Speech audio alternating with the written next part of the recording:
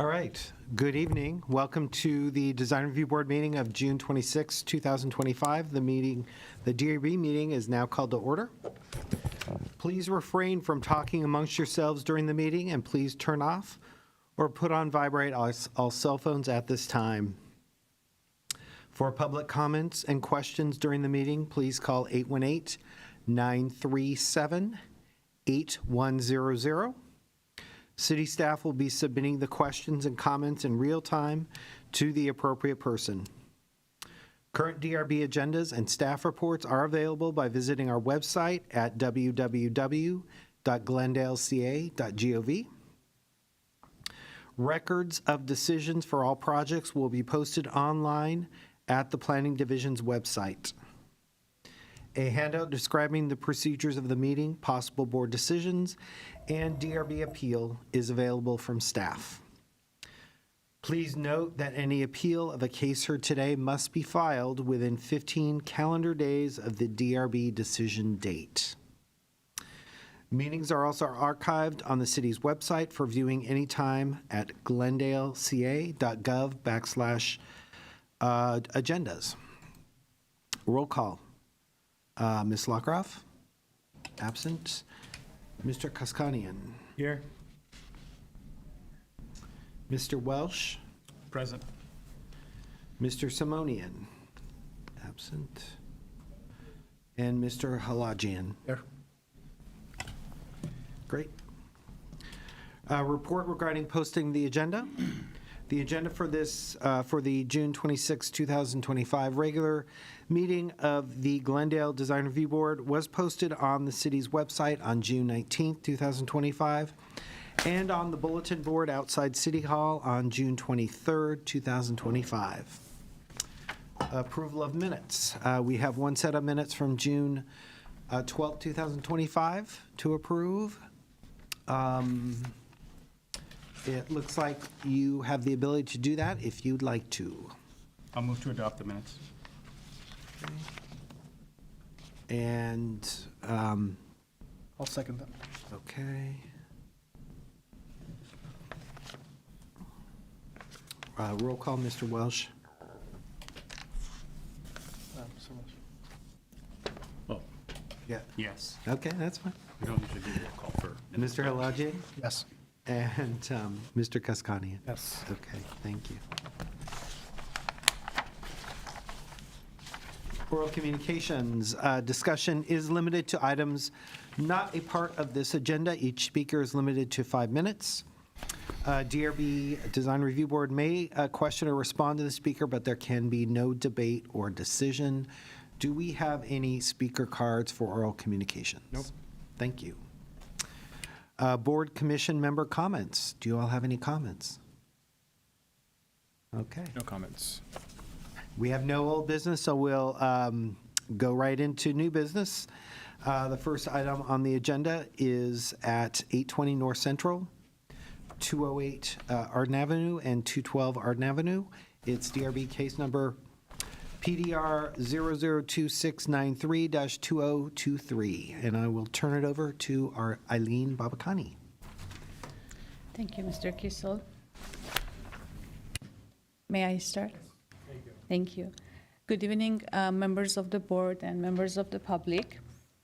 This is a design review case with the case number PDR 002693-2023 for the project located at 820 North Central Avenue, 208 and 212 Arden Avenue. This case tonight before you is for advisory review. The stage 1 of this project was approved by City Council on November 12, 2024. The project is proposing to demolish an existing approximately 6,000 square foot commercial building, which is a vacant restaurant, along with the 2 surface parking lots, in order to construct a new 105 unit, approximately 131,850 square foot, 8-story multifamily residential building with 2 levels of subterranean parking garage. The project will include a total of 186 parking spaces, including 66 tandem parking spaces. The project is required to provide a total of minimum 197 parking spaces, but it is utilizing the AB 2097 provision to reduce the total required parking from 197 to 186. Just for the record, the original project that was reviewed for stage 1 by City Council back in November 12, 2024 was in compliance with the parking requirement and was proposing 3 levels of subterranean parking garage. The project since then was revised to reduce the parking counts, and now we have 2 levels of subterranean parking garage for a total of 186 parking spaces, as I mentioned. The project includes 3,388 square foot publicly accessible open space and a total of 15,376 square foot outdoor space. The project includes 1 studio unit, 31 one-bedroom units, and 73 two-bedroom units. The project site includes 3 adjacent lots for a total of 36,170 square feet, and it is located on the southeast corner of Central and Arden Avenue intersection. The project site is located in the Downtown Specific Plan Area, or DSP, Getaway District. The Getaway District is located at the northern portion of the Downtown Specific Plan Area and features the most visibly and noted skyline of the downtown Glendale, characterized by high-rise development. You can see on this slide the existing condition of the site, view from Arden Avenue and view from Central Avenue. The surrounding adjacent zoning includes DSP Getaway District on the north, south, and east side of the site, and C2 High District 2, which is the commercial zoning, across Central Avenue to the west side. The properties surrounding the site include 1-story restaurant, surface parking lot, 19-story hotel to the north side across Arden Avenue, and a 13-story hotel immediately adjacent to the project site to the south, and a 5-story parking structure immediately adjacent to the project site to the east. The proposed building is rectangular in design and almost occupies the entire project site. The project is providing 40 parking spaces in the ground level and a total of 146 parking spaces within the 2 levels of subterranean parking garage. Vehicular access to the parking garages will be provided from Arden Avenue, and primary entrance and lobbies to the building will be from Central Avenue. The project complies with the building setback requirements of the DSP, which requires a minimum of 18-foot street setback from the curb face along Central and Arden Avenue. The proposed project is 95 feet in height and will have a 3.95 floor area ratio, or FAR. These comply with the height and FAR permitted by right in the Downtown Specific Plan Getaway District. According to the DSP objective design standards applicable to this project, the project provides the required publicly accessible open space within the proposed plaza adjacent to Central Avenue in the northwest portion of the site. The proposed 3,388 square foot publicly accessible open space is 100% open to sky, oriented towards and access from Central, and integrated within the site planning of the project. The conceptual landscape plan primarily show at-grade landscaping, which minimizes the use of planters and include benches which do not exceed 25% of all project landscaping within this area. The project is required to provide also 14,700 square feet of open space for the residents, and it provides a total of 15,376 square feet of residential open space in the form of private balconies and also a pool deck on the second floor. The project is consistent with the surrounding development, which includes tall residential and commercial buildings. The project also complies with the DSP design standard as out of 4 available options in the DSP height modulation standard, the project chose to create a corner feature at the intersection of Central and Arden Avenue. The corner feature, as required, is differentiated by height and design feature from the primary massing of the building. It is also projecting out from the Arden and Central Avenue facade and has different material highlighting the area of this corner feature. The project provides visual interest at the pedestrian level and building facade with architectural detailing, articulation, various colors, materials, and window patterns. Also, the project additionally creates modulation through the clearly defined base, middle, and top of the building with creation of different colors and materials.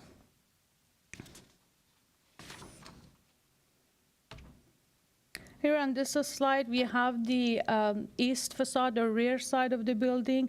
This contemporary modern design of this proposed 8-story residential projects fit within the urban context in the DSP Getaway District, which include, as I mentioned, taller, streamlined development, and also it is appropriately articulated and designed for its location. Here on this slide, we have the north facade. This is Arden frontage facing Arden Avenue. And here on this slide, this is the south facade. Also a section through the subterranean parking. And on this slide, you can see the area of the publicly open space adjacent to Central Avenue.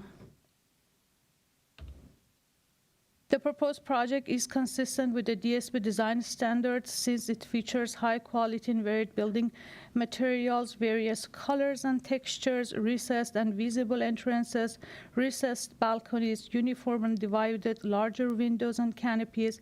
These features create a design that is unique while recognizes the priorities of the DSP to promote pedestrian activities and create human-scaled architectural elements. However, details of some features, such as details for ground level entry, fenestration, garage entries, gates, location of utilities, lighting, the mixed-use commercial street requirements, improvement to the public right-of-way, and programming for the publicly accessible open space will be reviewed and finalized during the Stage 2 final design review. Environmental review also is not required for Stage 1 review and also is not required for DRB advisory review. Based on this information, staff recommends that Design Review Board provide comments and recommend that City Council approve the project. For the record, staff did not receive any public comments for this project, and with that, I conclude my presentation. Thank you very much. Anything? Thank you. Any questions? No questions for staff. All right.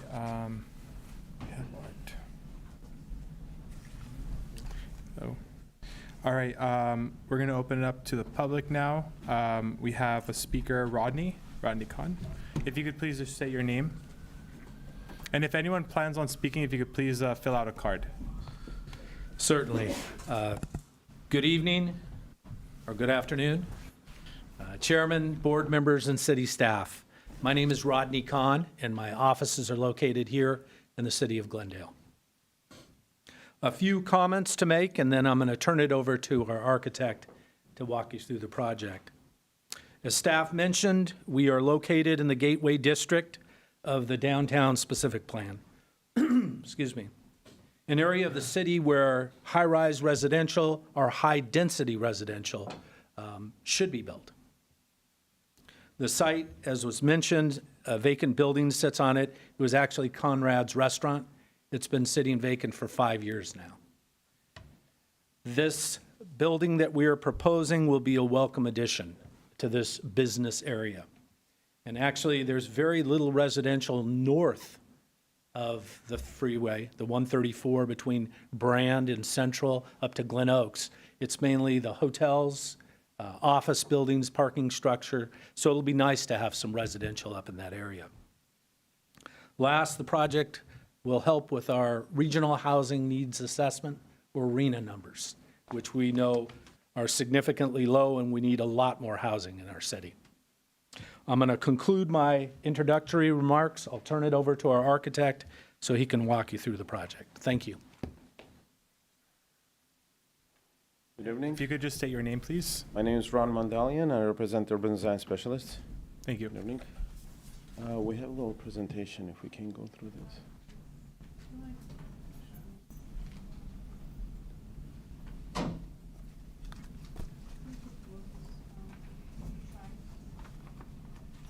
I wanted to go overall how the site affected the project, how we came up with it.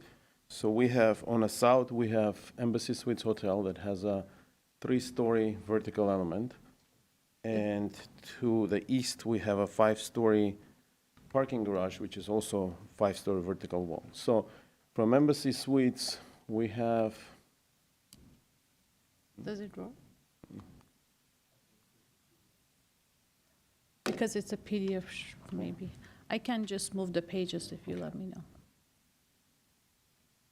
if you can keep going, there's one more. Yeah, that one is okay. So you see the Embassy Suites on this side. So we placed our open space. We have a common public accessible open space and a private open space. We connected them together, even though they're on different levels. But that created a buffer between us and Embassy Suites.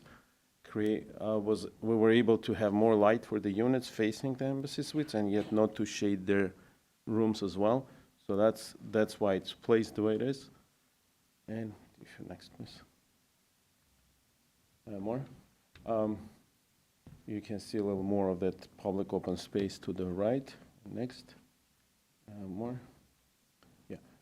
I don't think this is our latest, no? It is? You send The this next back. one. The next slide, and one more. There. Okay, so the upper image is the first floor plan. You see the open space there. And then our main pool deck and main common open space on the second floor overlooking down. But that created a buffer between us and Embassy Suites. And the 5-story garage that I mentioned in the back. So we have 2 units facing that garage. The way we oriented the units, they're facing north and south. Only one bedroom. One is 2-bedroom. Only one of the bedrooms facing that building, the rest facing south, the other one facing north. So we were able to create units that are not looking at the wall.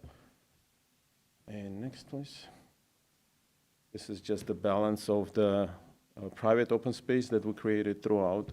Those are deep, usable balconies that can take some furniture. And next. More. I don't think if you have questions, I can go over the plans, but that's in general. I brought some samples of the materials. I can show you what we propose to use. Yeah. Does anyone have any questions for the architect? I do. Yes.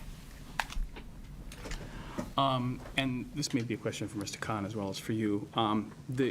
The zoning for the site would allow you to go taller. Yes. And with more FAR, and I'm curious why you didn't opt to do something that was maybe a little bit taller, maybe a little bit less spread over the property? A taller would put us into high-rise category, which financially did not make sense because the construction cost of high-rise was a lot higher than type 3 that we're proposing. Okay. So we stayed right under high-rise. Our top habitable level is at 75 feet, which is the threshold. And that's how we kept it. Okay.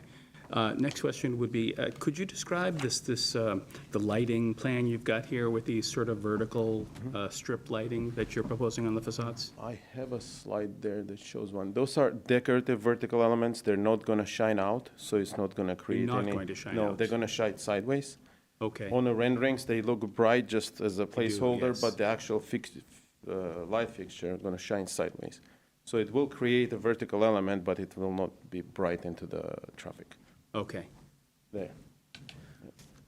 Just a follow-up question on that lighting. So I'm reading the specifications. You can technically put these lightings on different intensities. Do you have a plan on what intensity or what setting you're going to set these lights at? We do. We actually hired a lighting consultant who's working on it separately. So we took as we're going into working drawings, they're gonna work it out more in detail, but they will set from their experience how, what's the intensity should I'm be. looking at the settings here. You could go as low as 2200 Kelvin all the way to 6500, which obviously 6500, it's a lot more overkill. brighter, Yeah. white. So I was curious whether you have an idea which direction. Idea you're is mellow accent light, which doesn't create too much Okay. hazard for traffic, and, or for residents, they're gonna see that too. So it's just gonna be nice to emphasize if we can go to night renderings. And presumably, whatever color and intensity you're using would be consistent between these vertical elements as well as the sort of strips that go Absolutely. around the All- edges? all the same color, yeah. consistency. There was a rendering they had with the night. Yeah, night view of it. Couple slides back, I think. Maybe forward too, there's a few. I'll have it at the end of this presentation. That's- Right there. yeah.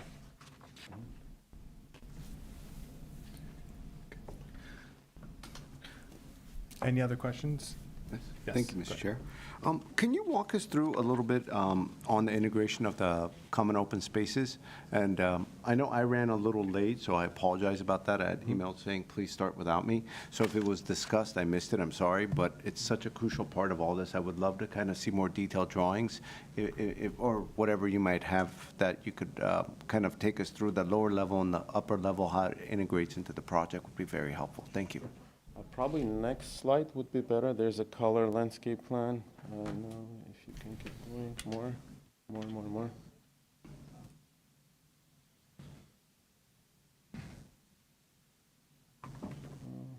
You're Okay, referring this one and- or this one? Yeah, that's one of them. So this is publicly accessible open space. It will have built-in benches. There is a water feature at the end, with a big sphere that our landscape designer created. And our private open space is right above. Maybe you can go to next slide. And it's overlooking down to that space. So technically, they're connected visually from the street too. But this is only for residents, the main pool deck, with the bathrooms and everything in the back. There's also, if we can go one back, please, Eileen. No, back. the other way. Oh, going back or forward? Yeah, if you see on the north side, we also have some integrated benches there. I don't think I have the slide here that shows the details of it. Maybe we can go down a couple. There, there's some of them here. I think maybe next one. No. So they're molded built-in benches. There's the fountain. There's some gates in the front, and that's that blue sphere. That's the water feature that will be accent in the back of the public open space. I see. And the one, the northwestern space that you were alluding to? Uh-huh. Like, yeah, northwestern, that's more of a private space as well, that's integrated into the project, is that the idea? And it's kind of like a flat area with some benches, is that the concept? Northwest, okay, so that's north, that portion, the upper portion, that's public, that's open. Oh, I see. That's open. I think he meant southwest. Well, the southwest, yes, what is that, you said something about the top, is that a gym, or are those benches on the top No, left? this is our fitness center. I see, I And this see, is our, understood. Right So room? you said something about north, well, you said something about north, what were you referring to? that area up there, on that area, yeah, that's public I open space. see, I yeah. see, okay. I thought you were referring to the northwest corner over there, because you That's said not you didn't have counted. drawings, so that's why I got confused. I understand. So you're No. referring to along the street on the No, northern side? that's not counted towards our required open space, public open space, it's on top, more on top of it, but it's still there. Thank you. And, Mr. Chair, one other follow-up question. You had mentioned you have some material boards I for do. Mm-hmm. us? Yeah, I would love to see some of those, since you took the time to bring them. Thank you.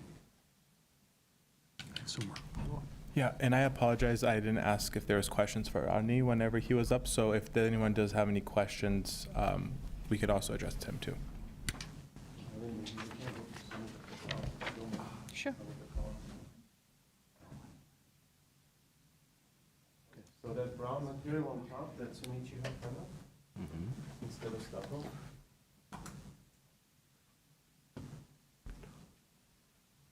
When you're saying up top, it's the top, what's, That brown beige portion on top. That's kind.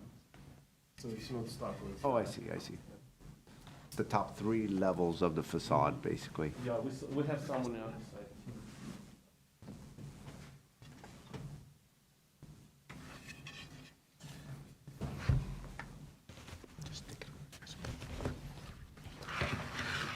On the pedestrian level, we have split face stone along the sidewalk. Okay. Thank you.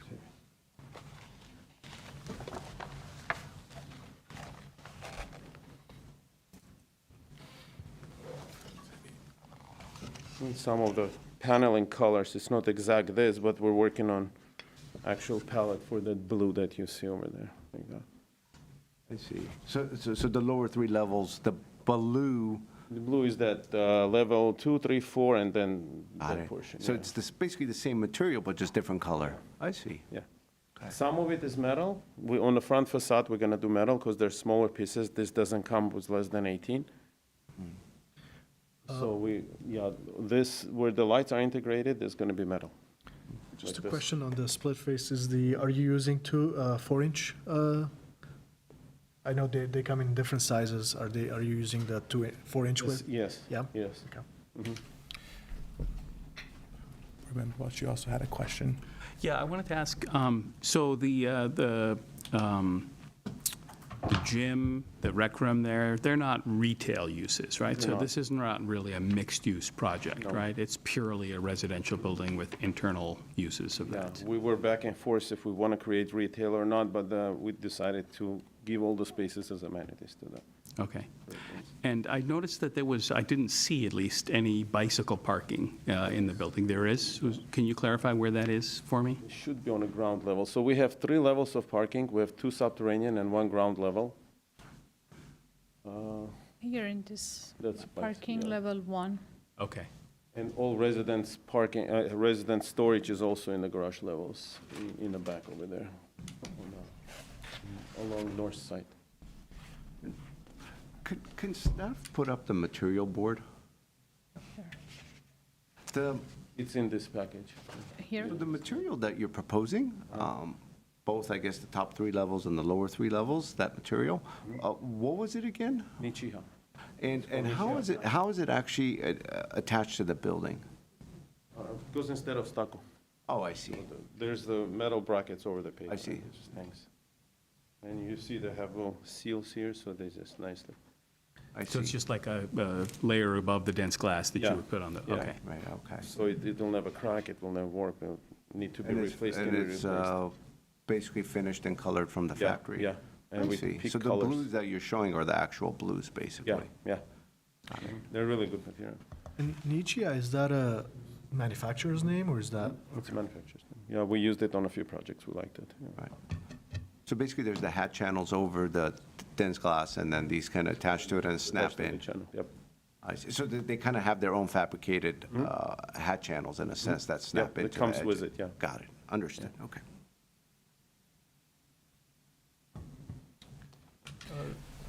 Just a question, can you shed some light on the design inspiration? Did you draw design inspiration from a nearby building, or how did you come up with this? Don't get me wrong, it's beautiful how you did it. I like the color scheme, so I'm just curious, where did you draw your inspiration from? We did quite a few projects in Glendale, and we have more coming. So this, I don't know why, this is a transition between the super modern glass buildings and some older charm that Glendale has. We didn't go that way. We tried to be a little more timeless here.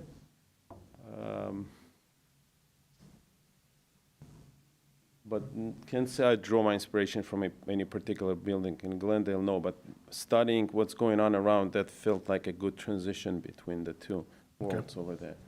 Okay. Thank you. I was going to also ask, are there any electric car parking spots? Yes. There are? Okay. Yes. We're gonna exceed code requirement because that's what looks like. That's where it's going anyway. Great. Any other questions? I'm okay. Any other questions? No? All right. Any questions for Rodney before we go to the next one? Nope. All right. Thank you. We have one more speaker card for this item. Alan Dish. If you could state your name, please. Honorable Chair, Kaskanyan, council members, Design Review Board, sorry, members, my name's Alan Dish. I don't go often to these meetings, no, I'm kidding. I do go often, but I do want to insist on one thing about this project, because nonetheless, Conrad's was an establishment well-known in the community as a kind of diner, 24/7 diner. So I want to acknowledge, first, its departure, closure in Pasadena as well. I don't know if it's regional or what. I didn't have the privilege of going too often, but many of my friends and so on would go there. So I want to thank, yes, the developer for first incorporating some kind of a public space, green space, you know. I think it's crucial, especially on Central, with all the developments that have occurred over the last decade. Like, one criticism is the lack of, let's say, green space. So that's nice. Second point is, yes, it's good there's parking, because although the BRT is coming to the area, we are still, I think, a car-dependent society, even if you followed the medical building that's being built across the street, like, they have no parking, or the plan is to have no parking, so that's important. Let's see, what else? I simply, again, want to be pro-housing while balancing basically the need for, what is it called, public space. In LA, if I may approach a conclusion, we usually think of privatization, not so much public space. Like, public would be, let's say, the mountains, the beaches, and the desert. But we should remember how LA also wanted to be, in the beginning, like a garden city. And you may know about the Glendale Garden Apartments that unfortunately lost many trees. Sorry, how much time do I have? A minute. Okay, thank you. I want to, again, thank that they are planting trees now. It's not that trees are being cut so much. Even I checked online on the website, Glendale has, I think, around 50,000 trees.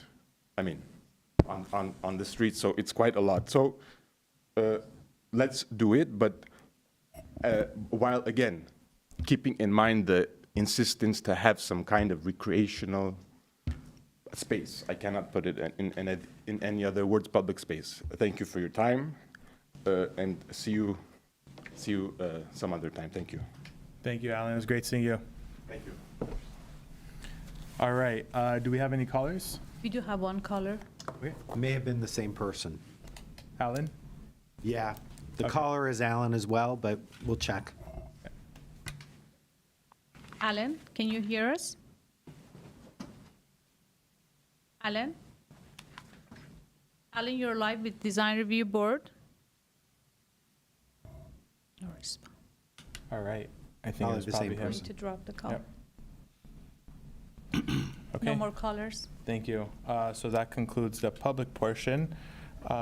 Mr. Chair, if I may make one comment, prior to deliberation, maybe we should do a roll call, see if Mr. Simonian would, reflect the records correctly, so. Do we need to have a roll call now that Board Member Simonian joined? No, actually, I just, Noted the I time. stated when he arrived. Okay. And that's fine. Thank you. Perfect. All right, so we'll close the public portion of it. No callers, and we'll go into deliberation. Board Member Walsh, did you want to start? Thank you, Mr. Chair. So I think the applicant and the architect have done a good job here. I approve of the choice of the materials, the blending of the materials, how they've been integrated into the design, I think is nicely done. I would definitely caution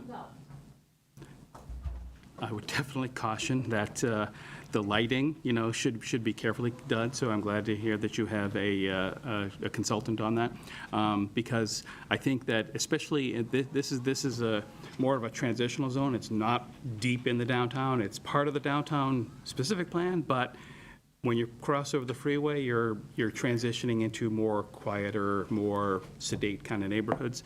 So I wouldn't want a big flashy kind of building here. So I think that's any lighting like this on the facade, which I think is unique and will make it stand out. I don't want it to be super flashy, super bright, super polluting of the light. I understand the desire not to do it as mixed use, although, I mean, this neighborhood is not well-served by retail, and a lot of people coming into this building here will want, services. So it's a shame that you're not going to be able to incorporate some, but I understand. It's in a lot of these buildings, it becomes kind of dead space. It's really underutilized or, frequent turnover. So I get it, but I do think that as we have more housing in this neighborhood, I don't think this is the only building that's being built or proposed around this area. We'd want to have some neighborhood walkable sort of services. So not your issue per se, but just as a general note. And then finally, since this is just guidance here, we don't have, any kind of authority to vote on this aside from making recommendations. I would just try and encourage, and not necessarily for this project in per se, but it's a little rectilinear. And I like something that has, a little bit more I don't know, creativity, juiciness, curvilinear, something that's not just boxy. Driving down Central Avenue, there's a lot of boxy buildings, and I would like to see something a little less boxy.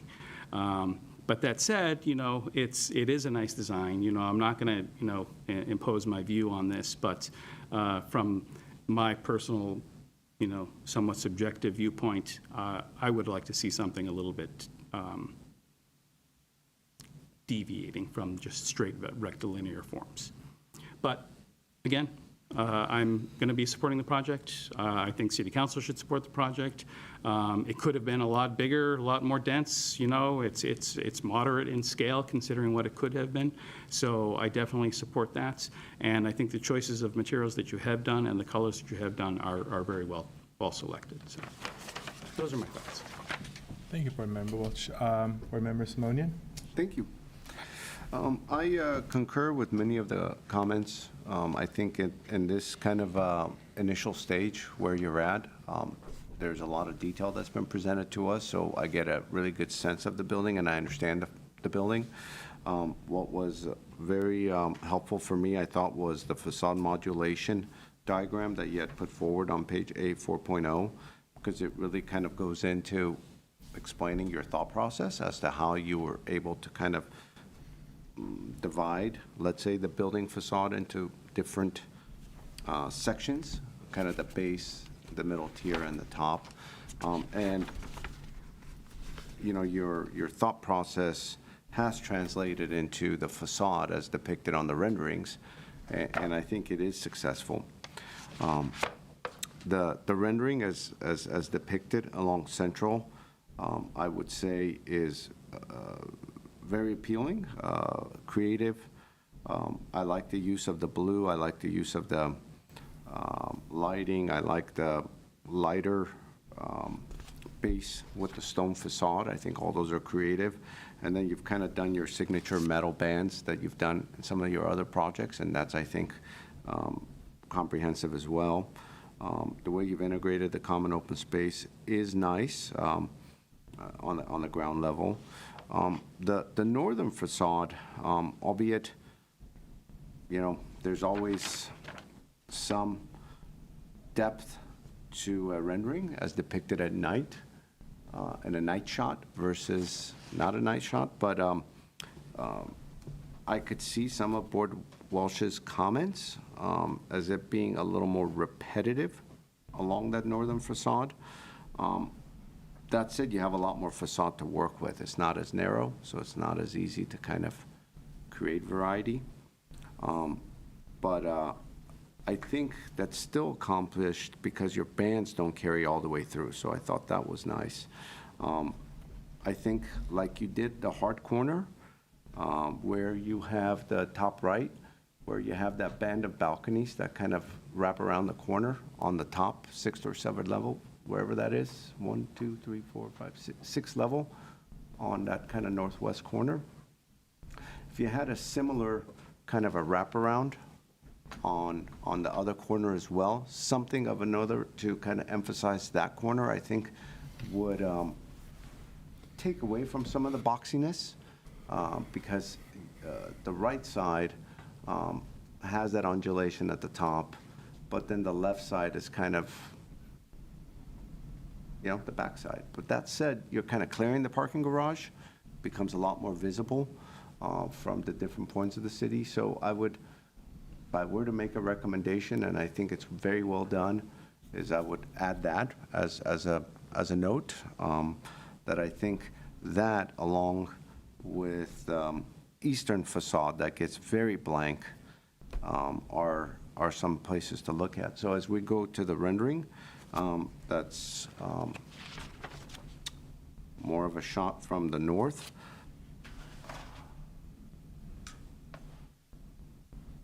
This is the east elevation. And the first 5 levels are blocked by the parking garage, and then the top 2 actually are visible, and some of the high-rises on Brand, we'll see them. Some of the hotel views, you'll see it. And I think that's where the opportunity comes to kind of wrap, what you're doing over here. If this is wrapped around on this side and carries through with some sort of an undulation on the top cornice area of that, exactly. Whole area, Mr. Simonian, That's wrapping exactly the where it is, entire. yeah. You got it.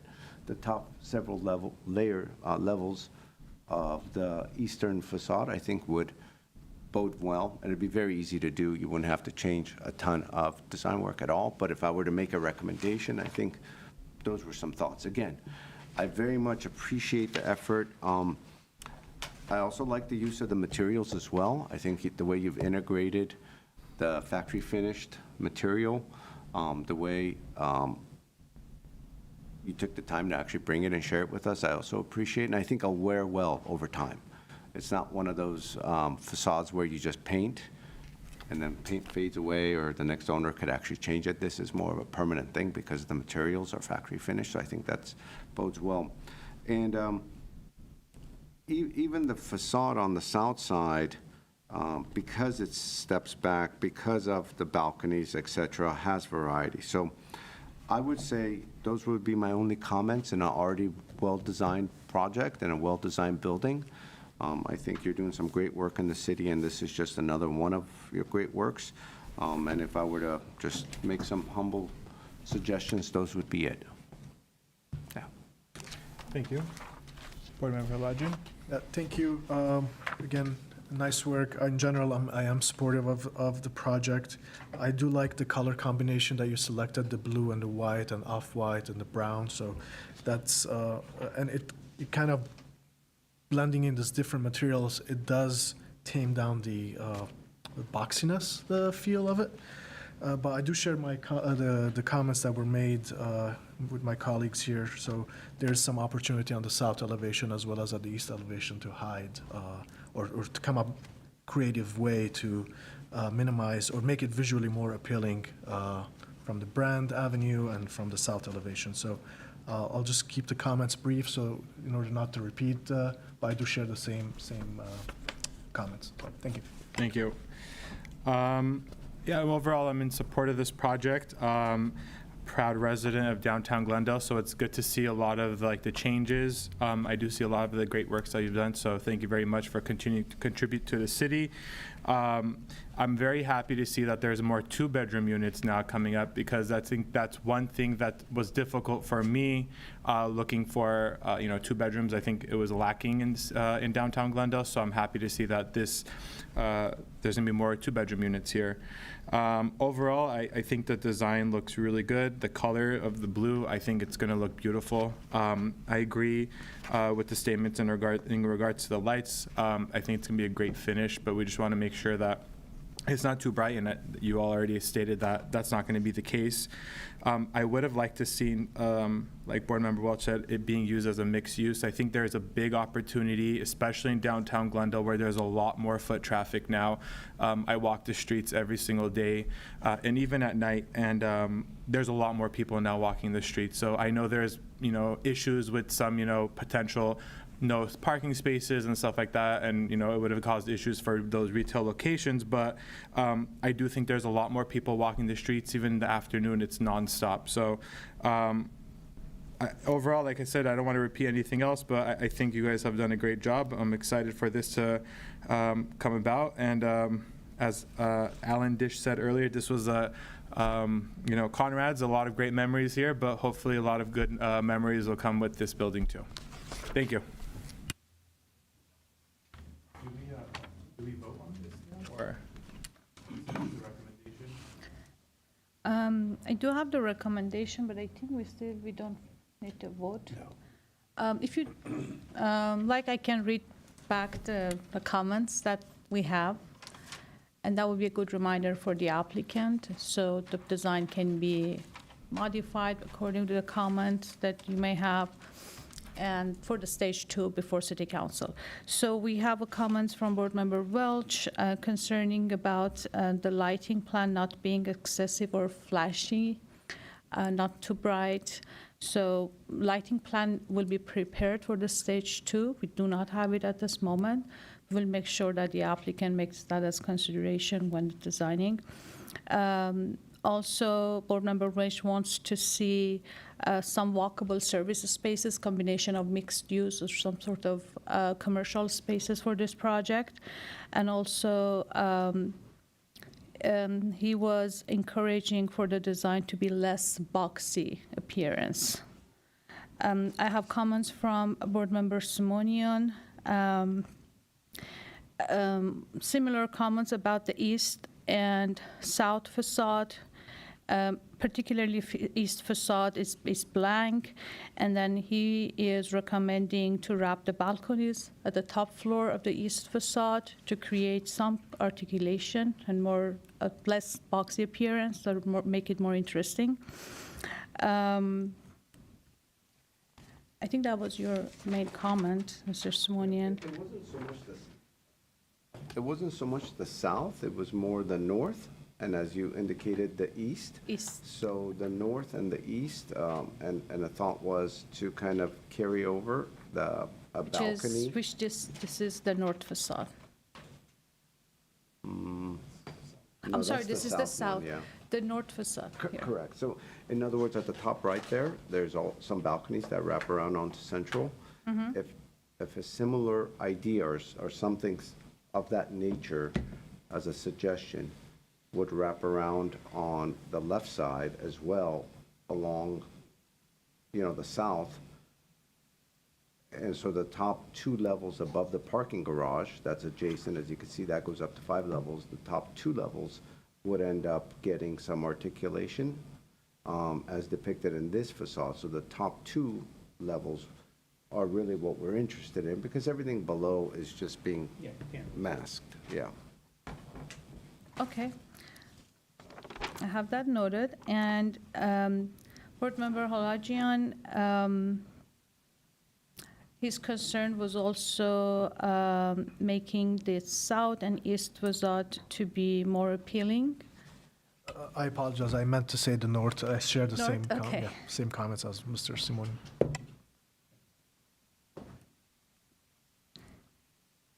And then probably with this method of wrapping the balconies, that will be help.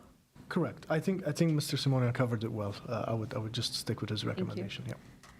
And Chairperson Kaskanian comments about the light to not be too much excessive or bright. And also you had comments about we would like to see this project to have a mixed use combination or service use combination. Yep. That's all I have. Thank you. Anyone was there anything to add, or? No. We good? All right. So do we make a motion to approve those thoughts and forward them on to City Yep. Council with our blessing? Yep, I think we should. Okay, I'll For make the that record. motion for the record. Do you need a motion? Oh, actually, sorry, you don't need a motion. What will happen is Eileen will write a list of those suggested comments, recommendations, and then forward it to the council along with the stage 2. Okay. Okay. Thank you.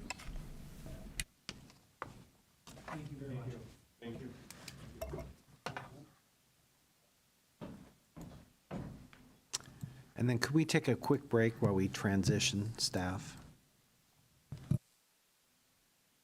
For anyone who needs to fill out a card, if you're going to be speaking on item, please go ahead and do so down here. Thank you.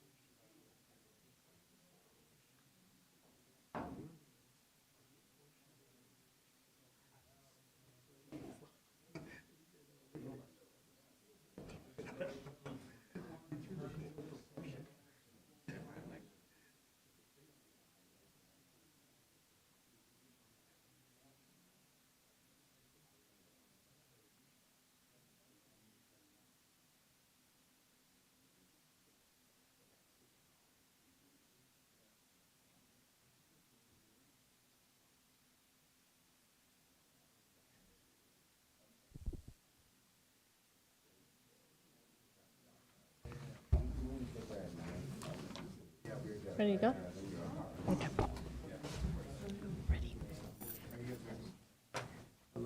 Hi. We can begin. Go ahead. Just start. That's okay, just start anyway.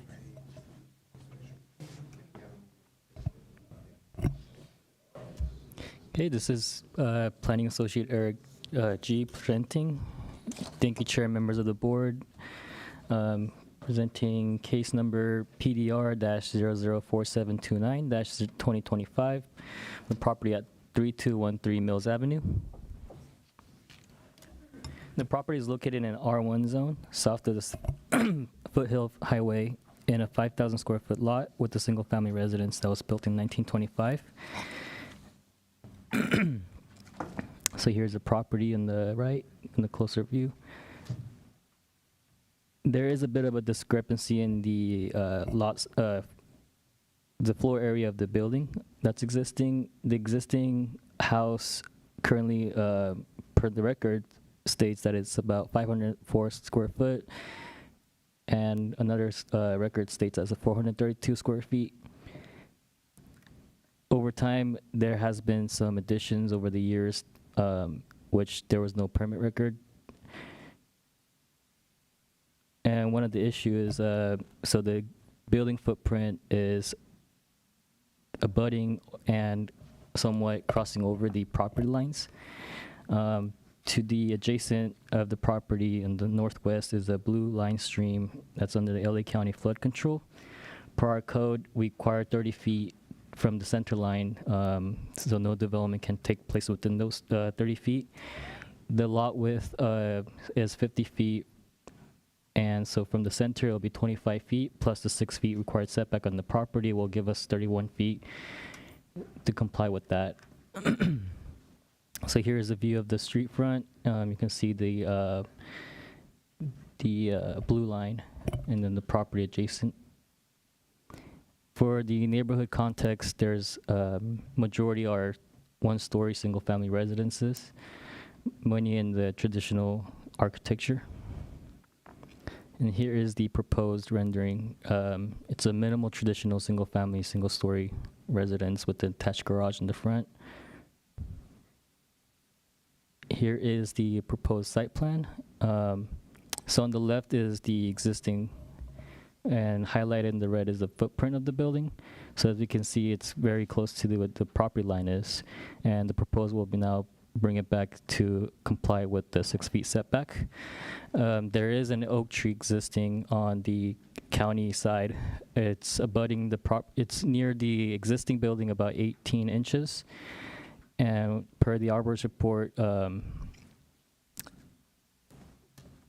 staff recommends that the applicant follow with the recommendations of the arborist report to protect the tree during the construction phase. The proposed site or landscape plan. So the existing features of the landscape right now is excessive hardscapes in the front yard.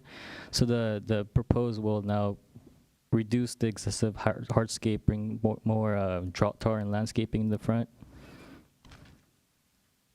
Here is the proposed floor plan and the elevations.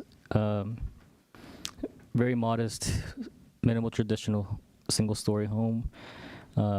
Proposes design features that are consistent throughout the home, including features of the fenestration, the recessed main entry. So one of the features includes a brick veneer that terminates at the fence. The proposed brick veneer is in the black color. Staff recommends the condition to revise the color to be something that's more consistent with the house style and the natural environment. Here is a section of the house showing the modest, again, the footprint with the 8-foot floor to ceiling height. And so here's the conclusion with the staff recommendations for approval. Recommendation 1 is to revise the plan to include decorative and permeable pavers for the driveway and walkway that are appropriate with the design of the overall residence. 2, restudy the color of the brick material that complements the overall building design and natural environment. And 3, applicant shall follow all the recommendations of the arborist report and requirements of urban forestry to ensure the protected tree are maintained during the construction. Staff did not receive any public comments, and that concludes staff presentation. Staff is available to answer any questions, and the applicant is available as well. Thank you. Thank you. Any questions for staff? Yes. You know what? I'm going to save it for the architect or designer. Okay. Yeah, thank you. All right. No other questions. We do have a speaker, Jake Weber. If you could please state your name once you get up here. Good evening, Design Review Board. My name is Jake Weber. I am the designer of 3213 Mills Avenue. As Eric presented, this is a rectangular lot that's 50 feet by 100 feet wide and is surrounded by one elevated neighbor to the north, 2 to the east, and is adjacent to the LA County Eagle Canyon Channel wash to the west. Originally built in 1925, there currently sits an unpermitted residence that's roughly 1,880 square feet in size and encroaches into both side yard and rear yard setbacks. According to the assessor, the structure was originally roughly about 432 or 504, depending if you're asking the county or the city of Glendale. So over the past 100 years, this parcel has fallen out of code compliance through various unpermitted additions, alterations, and conversions by previous occupants. Per investigation with the City of Glendale's Planning Department, no building records for the property solely exist. Other than that, based on the street of Mills Avenue, it's fairly straightforward, a lot of simple one-story gable roof, single-family residences with a few 3-story residences that are located on the south side of Mills Avenue, so that would be H through Q.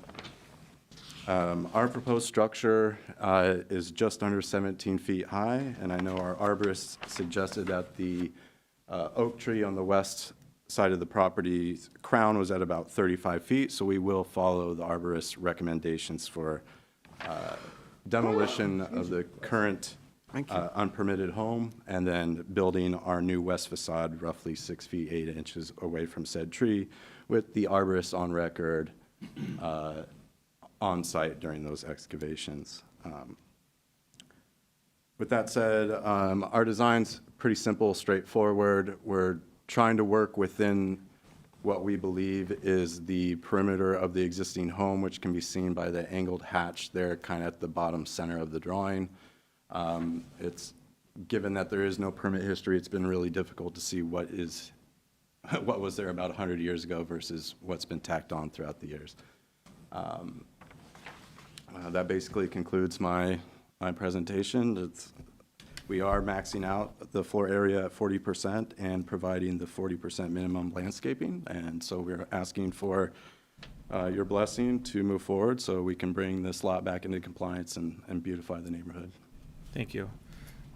Board Member Simone, you had a question? Yeah, thank you. It's kind of hard to tell in the drawings, but what's your front setback at the moment? If you kind of measure from the face of the building to the street? It's, I think, an inch or two over the minimum front yard setback, which would be, I can't see that. So you're right at the setback, basically? It's called out at 25 feet. 25 feet. So you're right at the setback, okay. And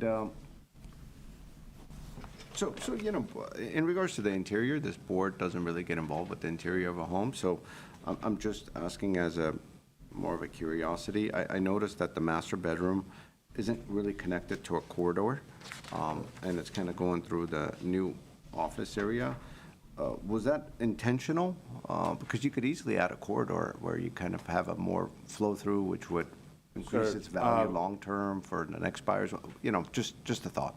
Well, we're exploring or keeping our opportunities open for a potential junior ADU or ADU I see. in I the see. future. So. Yeah, I noticed that, access from the right side in, okay.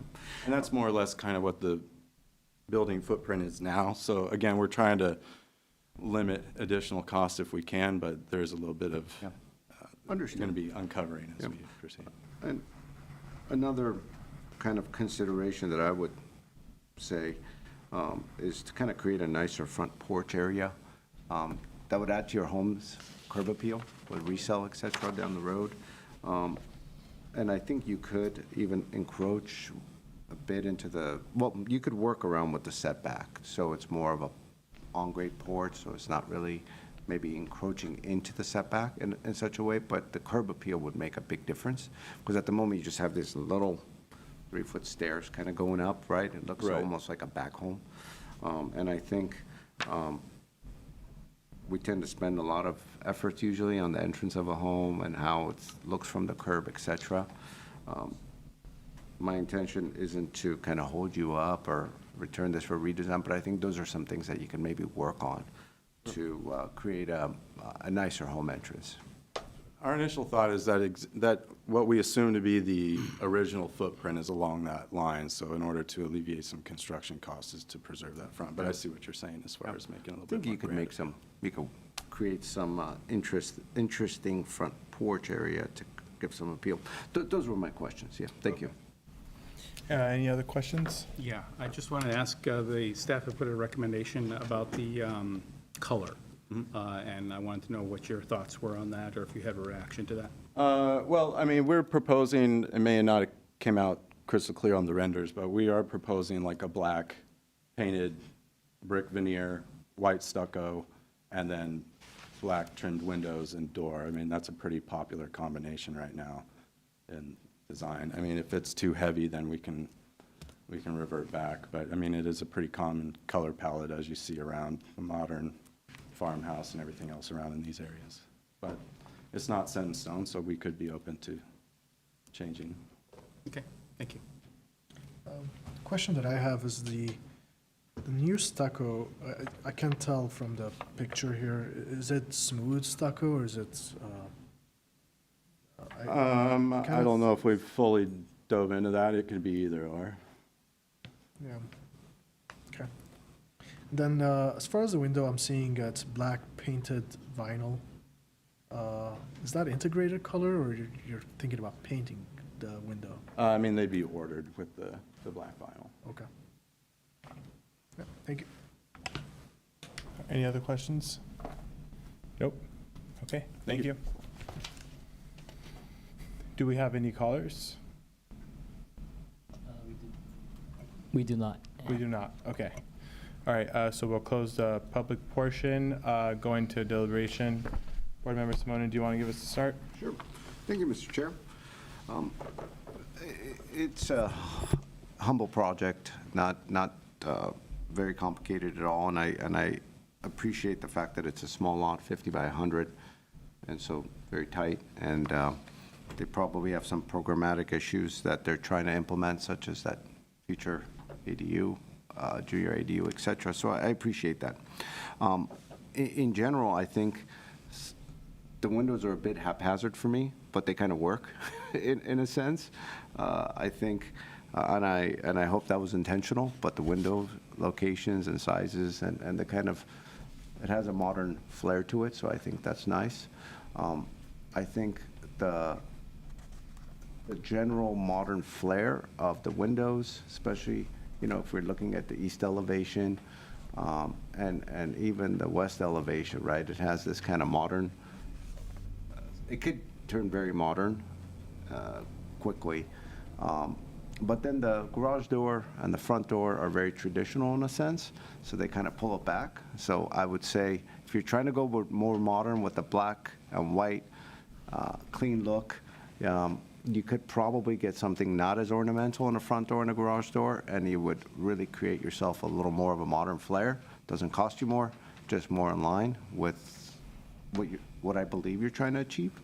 I also pointed out the stairs going up to the front porch. I think it's not a project killer for me at all, but I think if a consideration of something just to get the designer kind of thinking in that sense, that I think you would create a lot more curb appeal for the home and increase the residual land valuation, the residual valuation of the project by doing so. Also, in the interior, again, consideration, if you shift your bathroom over to the other way, you will probably have a straight shot from your middle corridor all the way back to your rear bedroom, and in so doing, wouldn't have to go through an inside office, do a zigzag to get to it. So again, consideration, things for you to work out. But overall, I support it. I don't have really much comments beyond that, but those were more just to help versus being critical. Perfect. Thank you, Mr. Chair. Thank you. Board Member Welch, did you want to go? Thank you, Mr. Chair. Yeah, I largely agree. It's a very modest house, you know, it's a single story in a predominantly single story neighborhood, so I think that that's an appropriate decision. I tend to agree with staff's position on the color because black and stark white is not actually in the keeping of the design guidelines, as we're encouraged here to enforce. So I would, you know, lean towards keeping staff's recommendation about adopting a more natural color. I do agree about the comment about the front entryway. It is, you know, kind of hidden in there, and you want it to be noticeable. So I think, you know, if you just want to make it a consideration, that's fine, but a consideration to restudy how that front door is incorporated into the design to make it a little bit more prominent. I agree, the design of the windows, the fenestration plan is quite haphazard, and, you know, but again, this is, you know, a modest home. It's, you know, primarily being done, as I presume, as a rental property. So it's fine, you know, the front facade, which is the most prominent thing that you're going to see on such a narrow lot, I think it's generally fine. I don't really have any objection to that. So I'm okay with it. So, thank you. Thank you. Board Member Haladjian? Thank you, Mr. Chairman. In general, yeah, I do agree comments from my colleagues here. It's a modest house. Maybe it's too modest at the front, I think. You know, there's some room, or there's an opportunity to enhance the front of the house, which is a south elevation. Maybe a little bit of a character, because especially comparing facade of the house with the neighbors. The neighbors have some character, whether that's mid-century or Spanish style. So they have some character, and I'm kind of struggling here to find that character of the house. Otherwise, yes, the windows and the door, it's the garage, they're balanced, the size and the look. I'm curious about your thoughts on that. I've seen batten boards finish on the neighbor's property. But all in all, I'm in support of the project, but maybe restudy at the front of the house, see if we can, give it some flavor. So, Yeah. that's all. Thank you. Thank you. Yeah, overall, I'm in support of the project, but I do think that there is something that needs to happen in the front. I don't know if you guys want to, put some sort of condition on it. I would be open for us to have that discussion, but it is very black and white per se. So flare it up. I don't know, like you, Board Member Simonian, you were saying something along the lines of having like a little patio area in the front, or porch, sorry. Correct. So I think overall, the way the roof is located or continuously goes over the entrance, I think there is an opportunity there to emphasize the entry with the roof, possibly blend it into a smaller porch. Now, the issue becomes is if they're right on the setback, a canopy could protrude into the setback, but a porch cannot. So, and the way it seems as though the building is pulled up by a few steps. So I'm not sure if they have that luxury to push it back to create a porch. That's why I was being kind of careful with saying consideration. But I do think that they'll be able to make the stairs wider, kind of more integrated into maybe some planters that kind of come up, that maybe the entrance gets a little wider than just the 3 foot, even 5 feet will create an opportunity for a little potted plant inside or something. And then the roof for it to kind of emphasize and protrude out like a porch over a front door. So I think a combination thereof would achieve that. But at the moment, with just this 3 foot opening and a door with 3 foot stairs, it kind of screams back house versus front house. Okay. So it looks like those comments will be put in as a consideration then for the architect, for the applicant also. So the consideration to widen the entryway and add planters, and then protrude out the roof to be over the entry. No. About the front door and garage, we could put that as a consideration as well. Or if we would like to make that a condition, for them to work with staff to have something that's more in line with the modern look that they're going after. That's something as well for us to discuss, because if we put all considerations, none of it could happen. Yeah. So, but at the same time, I mean, I personally didn't really see it as a modern design because of the prominence of the more traditional kind of garage door and front door, and, the double hung windows there at the front facade. So I saw it as much more of a traditional sort of a, if any modern, it would be like a farmhouse kind of a look. Craftsman style. Ranch style. It's not really modern in my estimations. well, the way the rest of the facade is with the windows, I think it could go modern. That's what I was going. It has that potential if they're looking to go modern, but I can't tell how modern they want to go or not go. So Yeah, I mean, it's a very traditional gable roof here, so. If we can make the front door as a condition to restudy, and then the rest, leave it as consideration. Mr. Simonian, what do you think? yeah, Okay. Yeah. okay.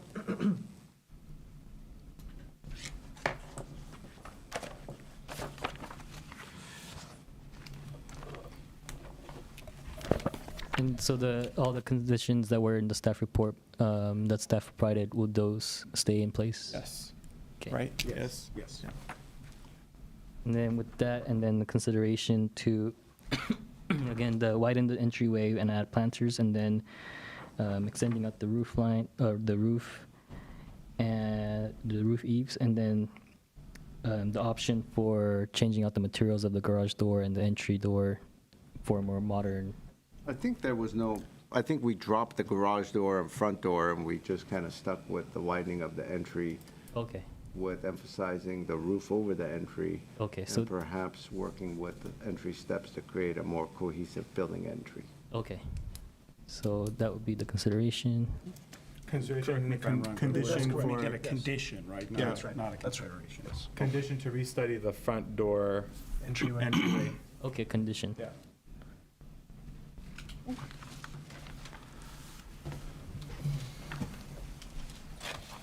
So with those 4 conditions and 1 consideration, I'll move it to be approved. I'll second it. Okay, we have a motion by Board Member Welch and a second by Board Member Simonian.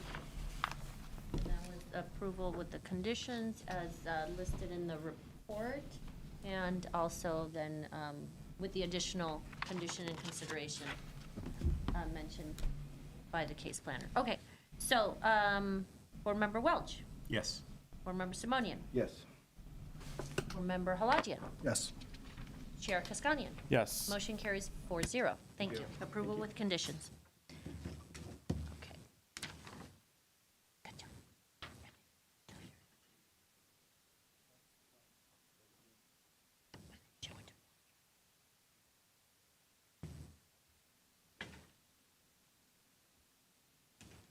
Okay, and then our last case for today is 1728 Don Carlos. And our case planner is setting up.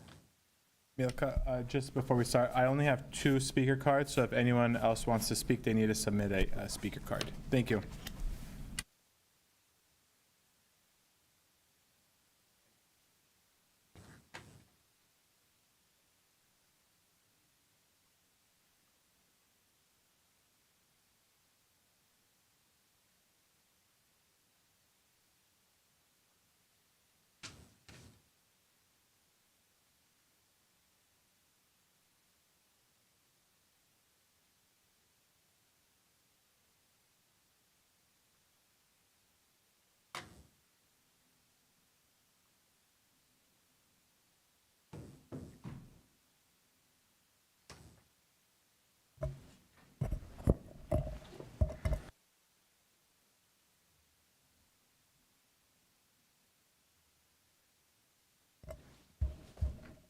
Good evening, Chair Koskanian, members of the Design Review Board. My name is Nicola Flati. It's a pleasure to be presenting to you for the first time, a senior planner here with the City of Glendale.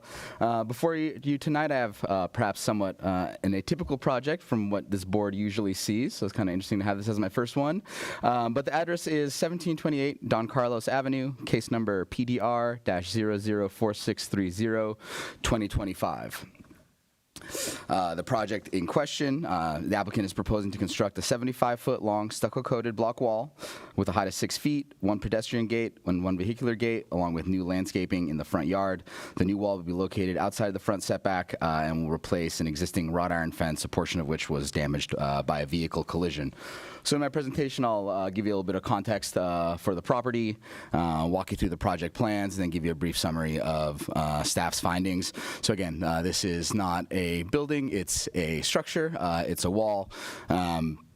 Because it is a 75-foot wall set at the 25-foot setback area, walls are typically reviewed through a design review exemption, and they don't, go before the design review board. Because of the sort of unusual circumstances, or unorthodox circumstances around this case, it's before you tonight as a design review board case. So the property at 1728 Don Carlos Avenue is located in the Verdugo Woodlands neighborhood. It's located to the east of Cañada Boulevard. On the south side of the block, it's located mid-block. The street terminates into the Verdugo Wash, so while it looks like it connects here, it's actually a pretty quaint little dead-end street. Again, located on the east side of Cañada Boulevard. Zooming in a little bit closer, it's in the R1 floor area District 1 zone. It's on the south side of the block. It's on a fairly large lot, 13,875 square foot lot with a 75-foot frontage along Don Carlos, and then 185-foot depth. So as you'll see on the site plan, and you can sort of see from this aerial image, it has what I'd characterize as a somewhat unorthodox lot configuration. The main home, just shy of 1,400 square feet, is located at the very back of the lot, located towards the rear of the lot. It was built in 1952. And then in 1989, the city permitted a log cabin style guest house in the middle of the lot. It's about 25 feet back from the front, 50 feet back from the front property line. Again, it's a permitted structure and is really sort of a unique feature on this property and in this neighborhood. The applicant and property owner, Steve Snodgrass, who's here tonight, will be presenting as well, prepared the site plan. So I wanted to kind of just walk you through the existing development on the lot. So you have the back house here at the rear. So we are, Don Carlos is on the bottom of your screen here. The primary dwelling unit located towards the back of the lot, this log cabin style guest house with an attached covered deck towards the back. And then at the 25-foot setback, we have the prior location of the wrought iron fence and the current location of the wall. You were provided with some images of the property. I won't walk through all of them, but you can sort of see, and they demonstrate the configuration of this lot. And then along here, this row of 3 shows you the as-built wall. So to kind of be a little bit of context and background. On the left-hand side of your screen is the wrought iron fence as it previously existed prior to about 6 months ago.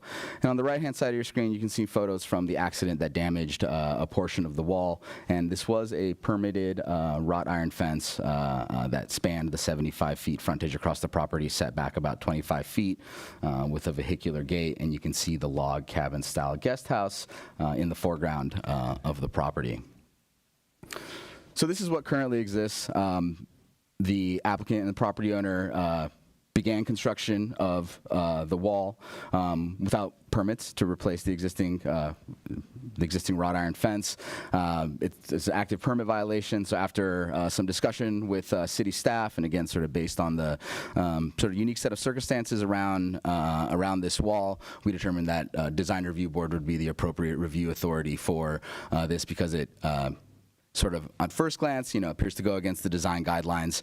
But as set forth in the staff report that you received, staff speaks to how the design review guidelines and findings we believe can be met by the wall. So I just want to point out a few things about this existing condition. This is not the finished condition of the wall. It is the unfinished condition of the wall. This perspective sketch illustrates a little bit better what the completed wall would look like based on the plans that have been submitted to the city. So I'll sort of walk you through those plans. So you have pilasters with a ledge stone veneer, stained wood, vehicular gate and pedestrian gate, light fixtures located on the pilasters,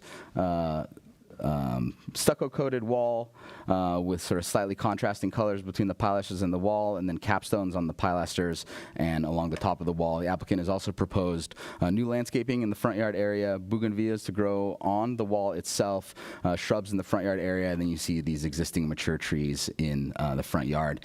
Additionally, the applicant has proposed decorative paving for to redo the existing drive approach and to create a pedestrian path to the pedestrian gate. In terms of the overall height, the in-the-field condition does look and is a little bit taller than what's shown on the plans. And I'll let the applicant elaborate on this a little bit. They did excavation to install the footings, and they would do some more grading to level the front yard area to achieve the heights that are referenced here. So for the main portions of the wall, you're looking at a height of about 5 foot 4 inches. The pilasters themselves would reach a height of 6 feet, with the curve of the vehicular gate going a little bit taller than that 6 feet per this plan. Here's a simple color elevation. I won't spend too much time on this diagram. And then the applicant has prepared a materials board, which identifies all the materials that they would employ to finish the wall with approval of the design review board, if that's what you choose to do this evening.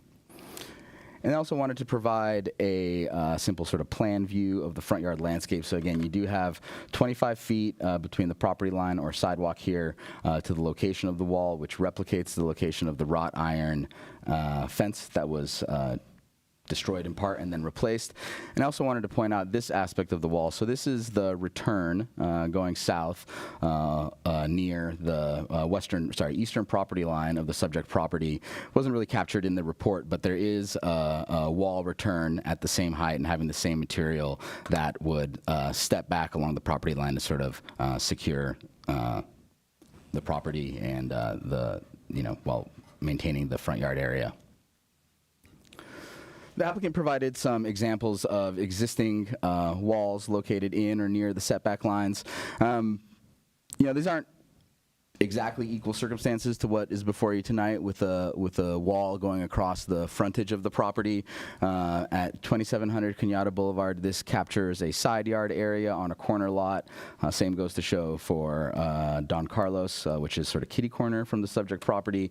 And then a little bit further down on Cañada Boulevard, you have this configuration where you have sort of an L-shaped building footprint and a wall that encloses sort of a front yard area while maintaining the garage, which is visible from the street.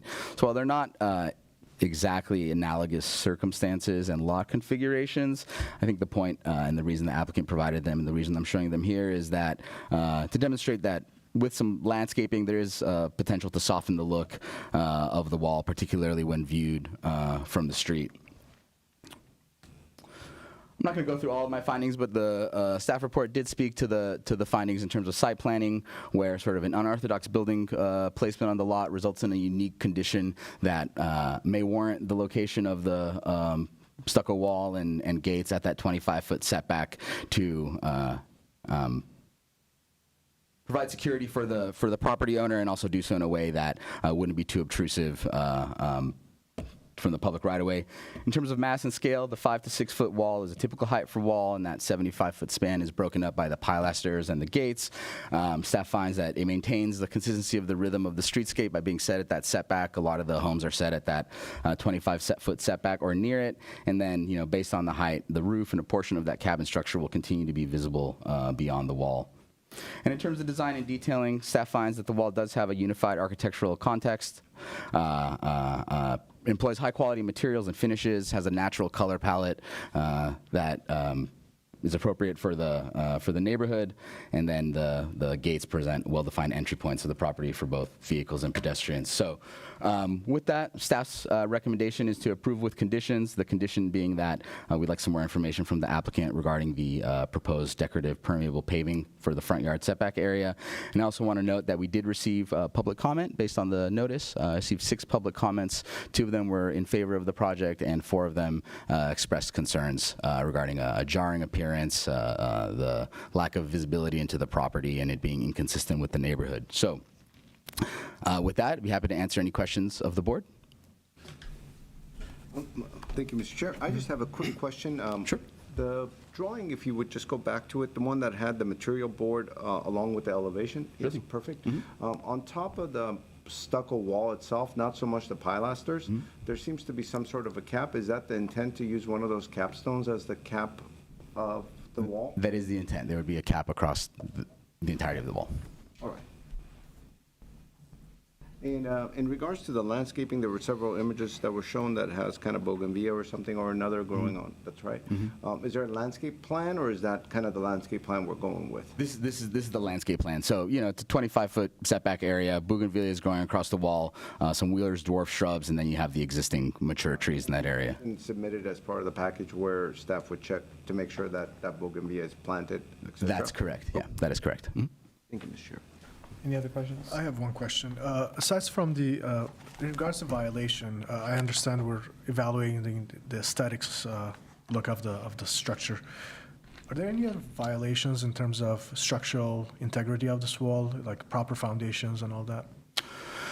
So I don't think that the building division has, they haven't issued a permit, so they haven't done an investigation. They would need to, conclude with certainty that the wall as built has the appropriate structural support, appropriate foundations that are required to meet building safety requirements.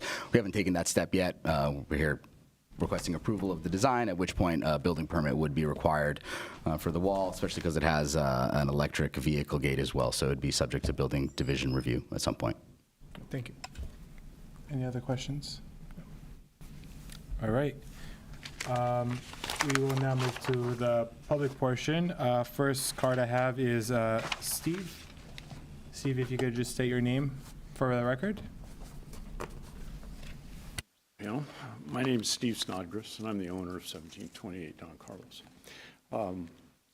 When the car went through the gate on February 2nd, 2024, it stopped very close to the cabin, and my son was sitting a few feet inside the cabin, about 10 minutes earlier than that. He had actually left when the car came through, but safety was a concern for me. So when I went to replace an already permitted wrought iron fence that was compromised, obviously where the car blew it out, but also in the cement foundations of the posts further down the line, including the gate, safety was a concern for me. So that was one of the first reasons I chose another material. And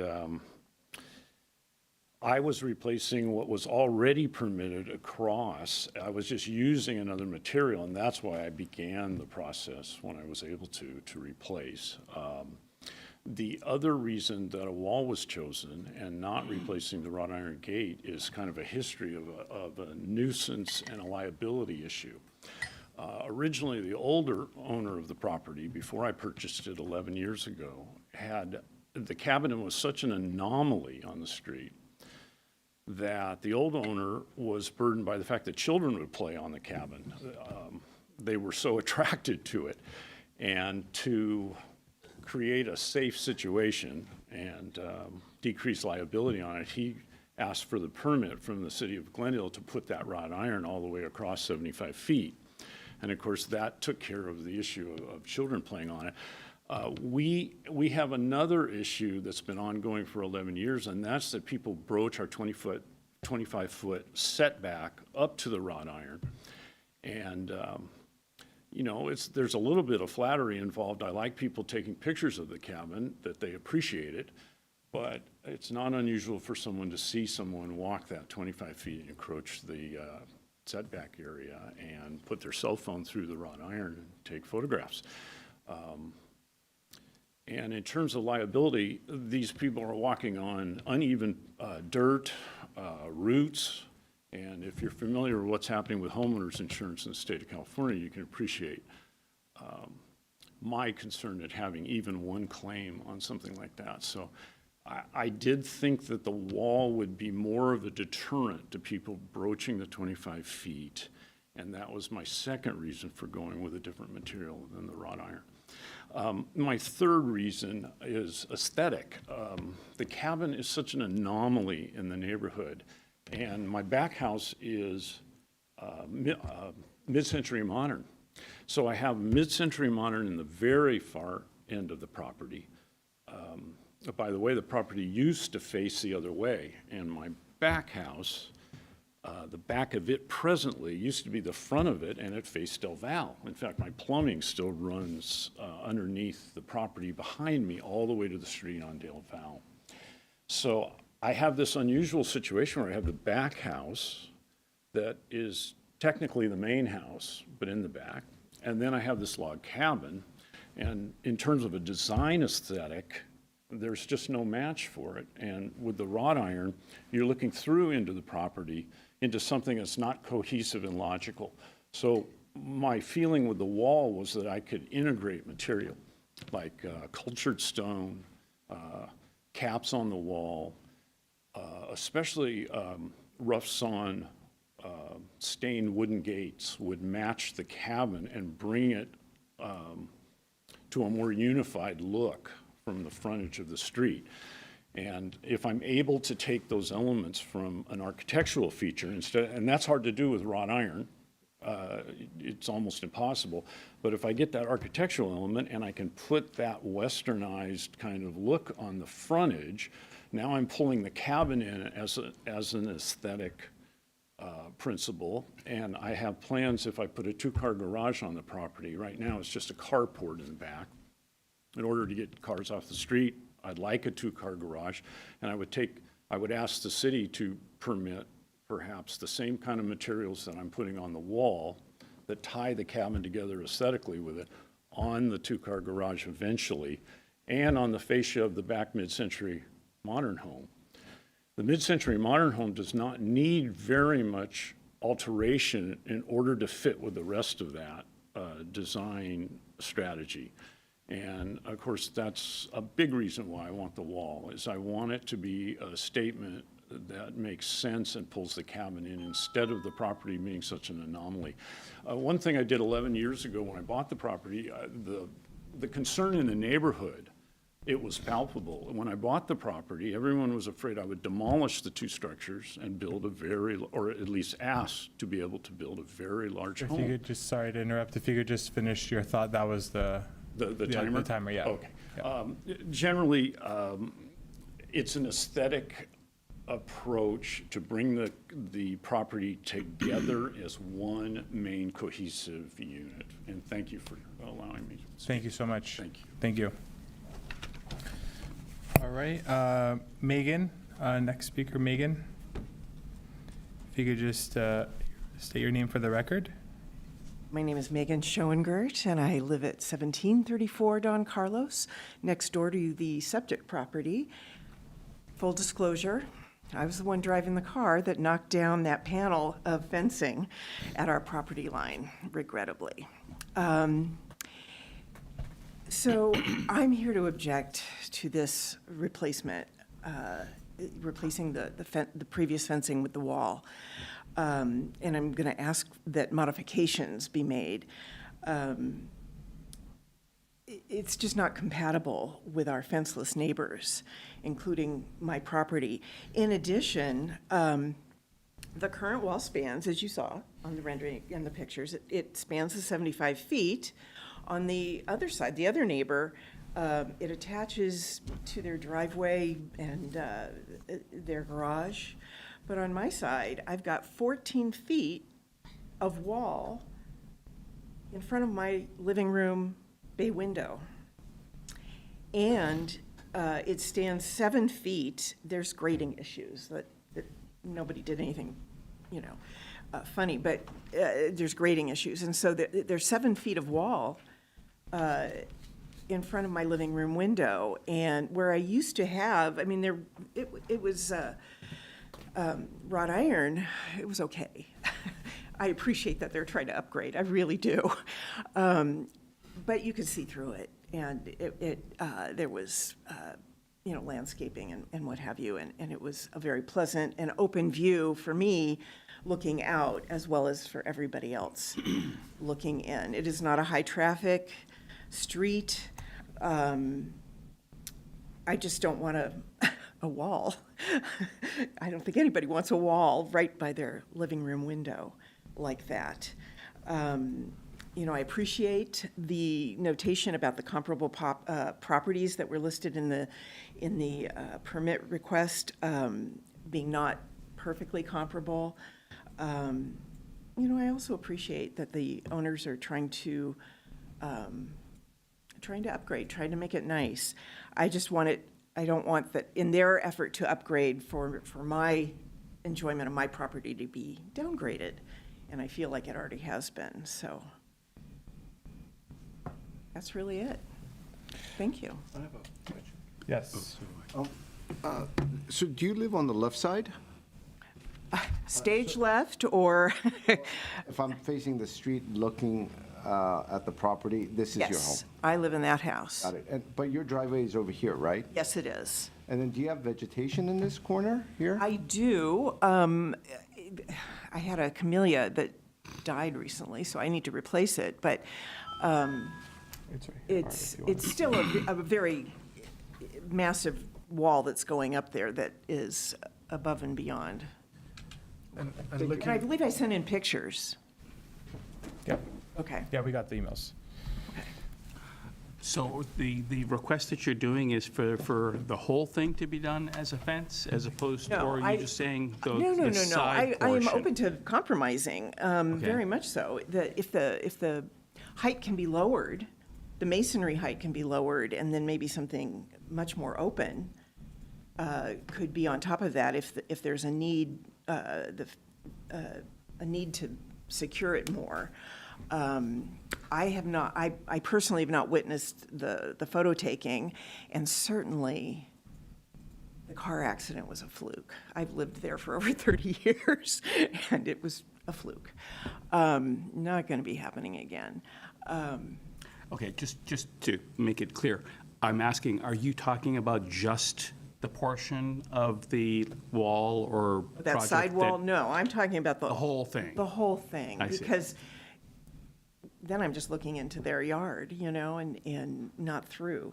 So my view has been seriously affected by it. I see, okay, thank you. Okay. Okay. Any other questions? Did you have a question, Board Member Halajian? No. No. Any other questions? No. Nope. All right. Thank you so much. I appreciate it. Thank you. All right. We also have Albert. If Albert would like to come and speak. I do also want to give Steve another opportunity. There's a rebuttal opportunity. So if there is after, if you'd like to speak, you can come up and speak too. Hello, I'm Albert Ring. I live off of Glorietta Avenue, just around the corner, about 2 blocks down by the park. My wife and I walk around the Verdugo area and with our dog, and we did notice the wall being built, but I thought that was pretty odd that this huge wall was going to be placed on there. When I received the planning mailer, I was surprised to see that they're building this wall because of one car hitting their property. I don't recall any other cars hitting that property at all. So, and of all cars, it's their next door neighbor. So it was an accident. So, basically, there's only one main street that goes to Don Carlos besides Kenyatta Boulevard. There's Rustic Avenue. And Rustic Avenue goes straight ahead to Don Carlos so people can make, or to go to the homes or go make a right to go to Kenyatta Boulevard. If there was any other cars that would be speeding down Rustic Lane, they wouldn't directly hit their house. They would hit Megan's home because it's right there. I mean, Rustic Avenue goes straight to her home. So, I don't think there's any other cars that's doing it for the reason that they just want to build it because of one car is pretty sad.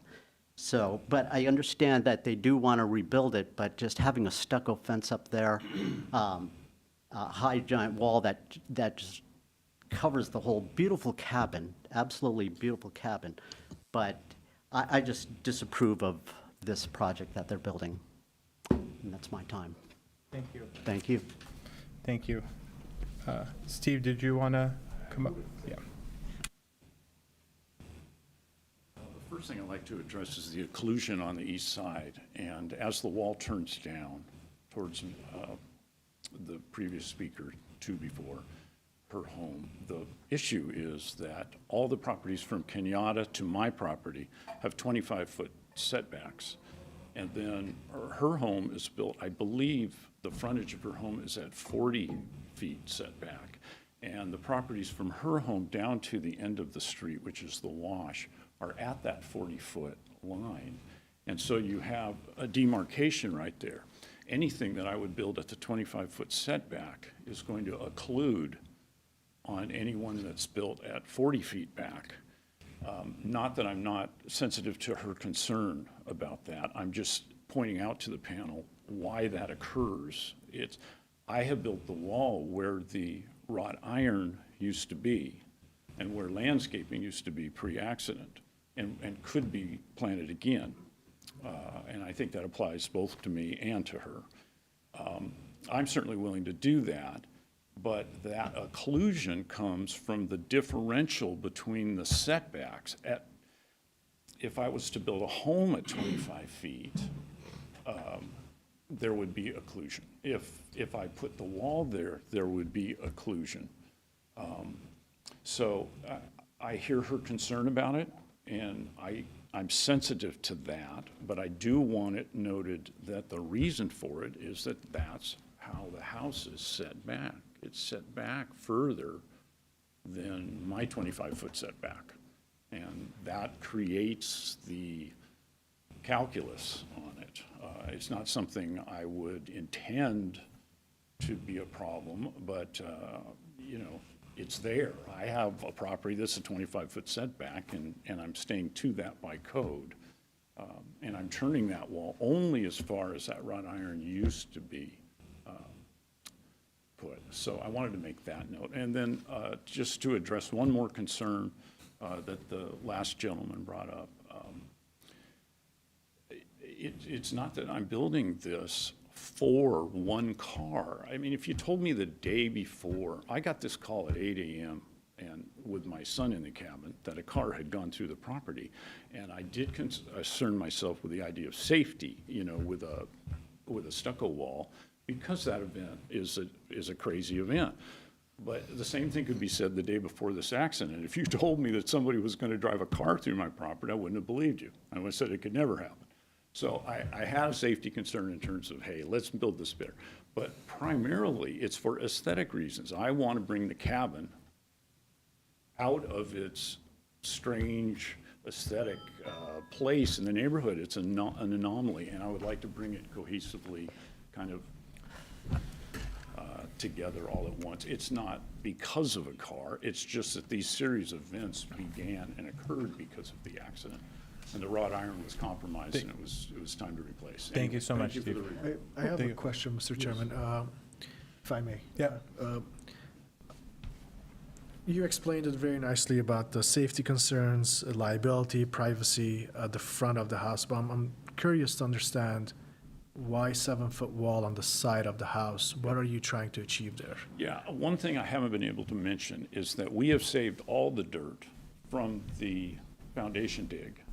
We have unlimited amount of dirt via my contractor who's here tonight. And we have been unable to work since November 4th, and the wall is at its worst spot it could be if you were looking at it aesthetically, because we have dug down on the property, and if you're looking at the property on the west side, the wall visually looks much shorter than on the right side, and that's because the property goes like this. So at the pedestrian gate and the driveway gate, it is a lower elevation, and it makes the wall look a lot larger. But we have plans to regrade from the sidewalk with new dirt and bring it up the lowest blocks, so that once the property is regraded in the front, in the 25-foot setback, the wall will be visually smaller than it appears today, and it will conform to the measurements that we've submitted in the plans. And I think that's going to make it, oh, and also on the east side, there's still some landscaping there. No big truncation of wall will be shown when we're done. It's going to be color-coded, it's going to be finish-coated, but it's going to be landscaped. We're not going to allow a big block, cinder block wall to So- be exposed. It's not going to happen. If I'm hearing you correctly, if I may summarize, it's more of a logistics and site conditions rather than safety and security concern there on the. I would say primarily it's aesthetic to the cabin. It's a way of taking a cabin and a mid-century modern house and bringing a cohesive design strategy to it. That's what I want to do more than anything. And I appreciate the gentleman's concern about, well, this is a car, it's never going to happen again, but that's not what has brought me here. What's brought me here is an attempt to make the property look good, make sense, and it's really not even return on investment. When I first bought the property, everyone was so concerned that I would build. Well, what did I do? I rehabbed 2 dilapidated buildings and never asked for any extra square footage. I only have 2,299 square feet, I think, on the property. It's not overbuilt. So for me to put this big wall in front of it, I'm not overbuilding the property. If I wanted to overbuild the property, I'd be asking for something completely different from Design Review Board. And I'm not interested in that. I'm interested in making the property make sense aesthetically down the road. Value added to the neighborhood, not value attracted. And of course, that's my opinion on the design. It may not be other people's, but it's where I stand. Thank you. Thank you very much. Thank We you so have a much. caller. Okay. Is it just one caller or? One caller. Okay. Patty Ring? Correct. Okay, you're live with the Design Review Board. State your name and address for the record, please. Hi, my name is Patty Ring, and I live at 1720 Glorietta Avenue. And I'd like to respond to the homeowners saying that he would putting a 25-foot setback home in that location is the same as this solid 75-foot wall fence. It's not the same. It would have windows and doors and character. A 75-foot wall in the front yard, the bottom line, is something that goes against Glendale's design review guidelines. It is not open and inviting. It is not relating to the street. It is not relating to the property, the dwelling in the front of the property. I understand his concerns to relate it to the existing prominent home that is at the back of the lot, but visually from Don Carlos, that is not happening. And a 7-foot wall is still going to be a 7-foot wall on the neighbor's side. Is she going to have to go through the expense of grading to make it look like it's not a 7-foot wall? And relying on vegetation is not the answer. It can die. It can be pulled out. It can be changed. There are so many things that could just make that wall back to just a wall. I just don't think this is the right fit for the Verdugo Woodlands. I don't care to look like Hollywood and Burbank. We are a community that has open visual facades, and we do that for a reason, and we've done that for decades, and we should stick to that. Thank you very much.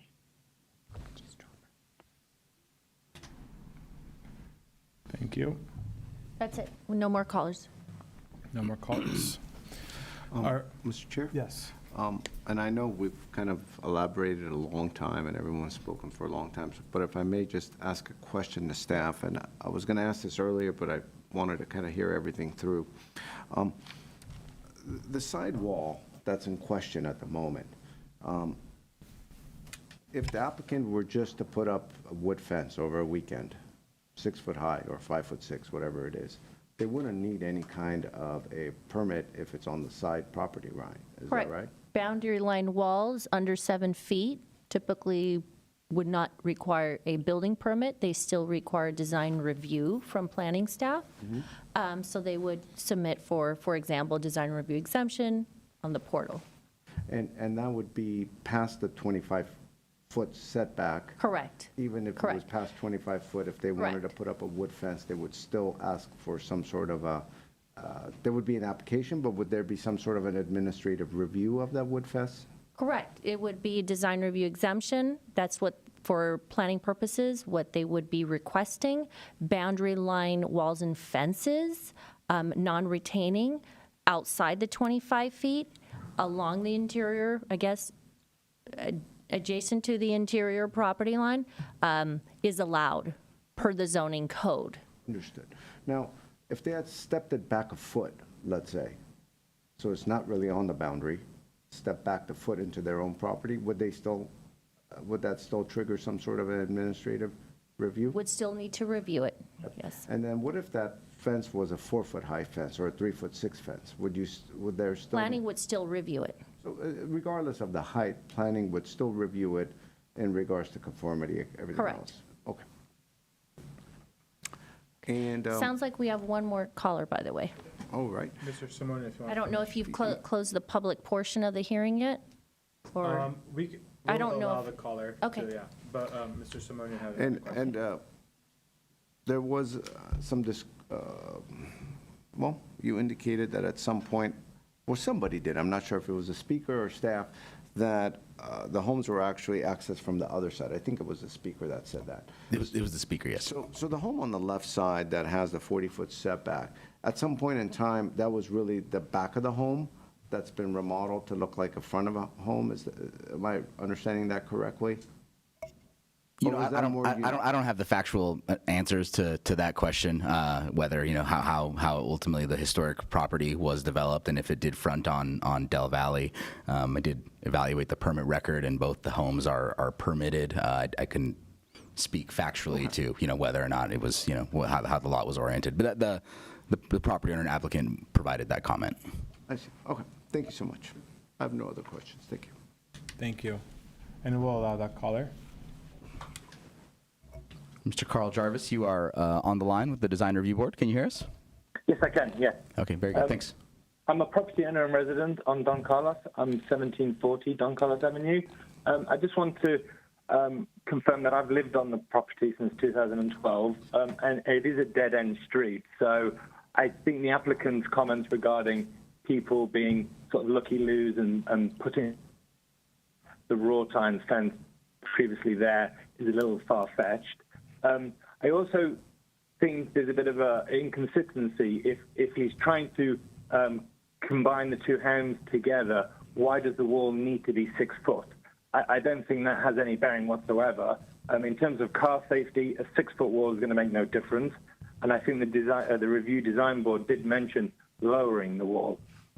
While I appreciate the attention to detail for the rendering of what they're going to ultimately do to the wall, the property is actually north-facing, so we don't get much sunlight on our properties. So not much vegetation will actually grow that well. And I just feel like the wall per se isn't a problem. I think it's the height literally blocking most of the home. And I just don't think it's appropriate at all. And I also believe the applicant does not live in the property, so he's not an immediate neighbor, whereas the rest of us are left with this wall on our street. Thank you for taking my comments. Thank you. No further callers on the line. Thank you so much. All right. Close the public portion now and then go into deliberation. Does anyone want to start? I'll start. Okay. Yep. Thank you, Mr. Chair. I appreciate everyone coming out and stating the facts, at least from their perspective.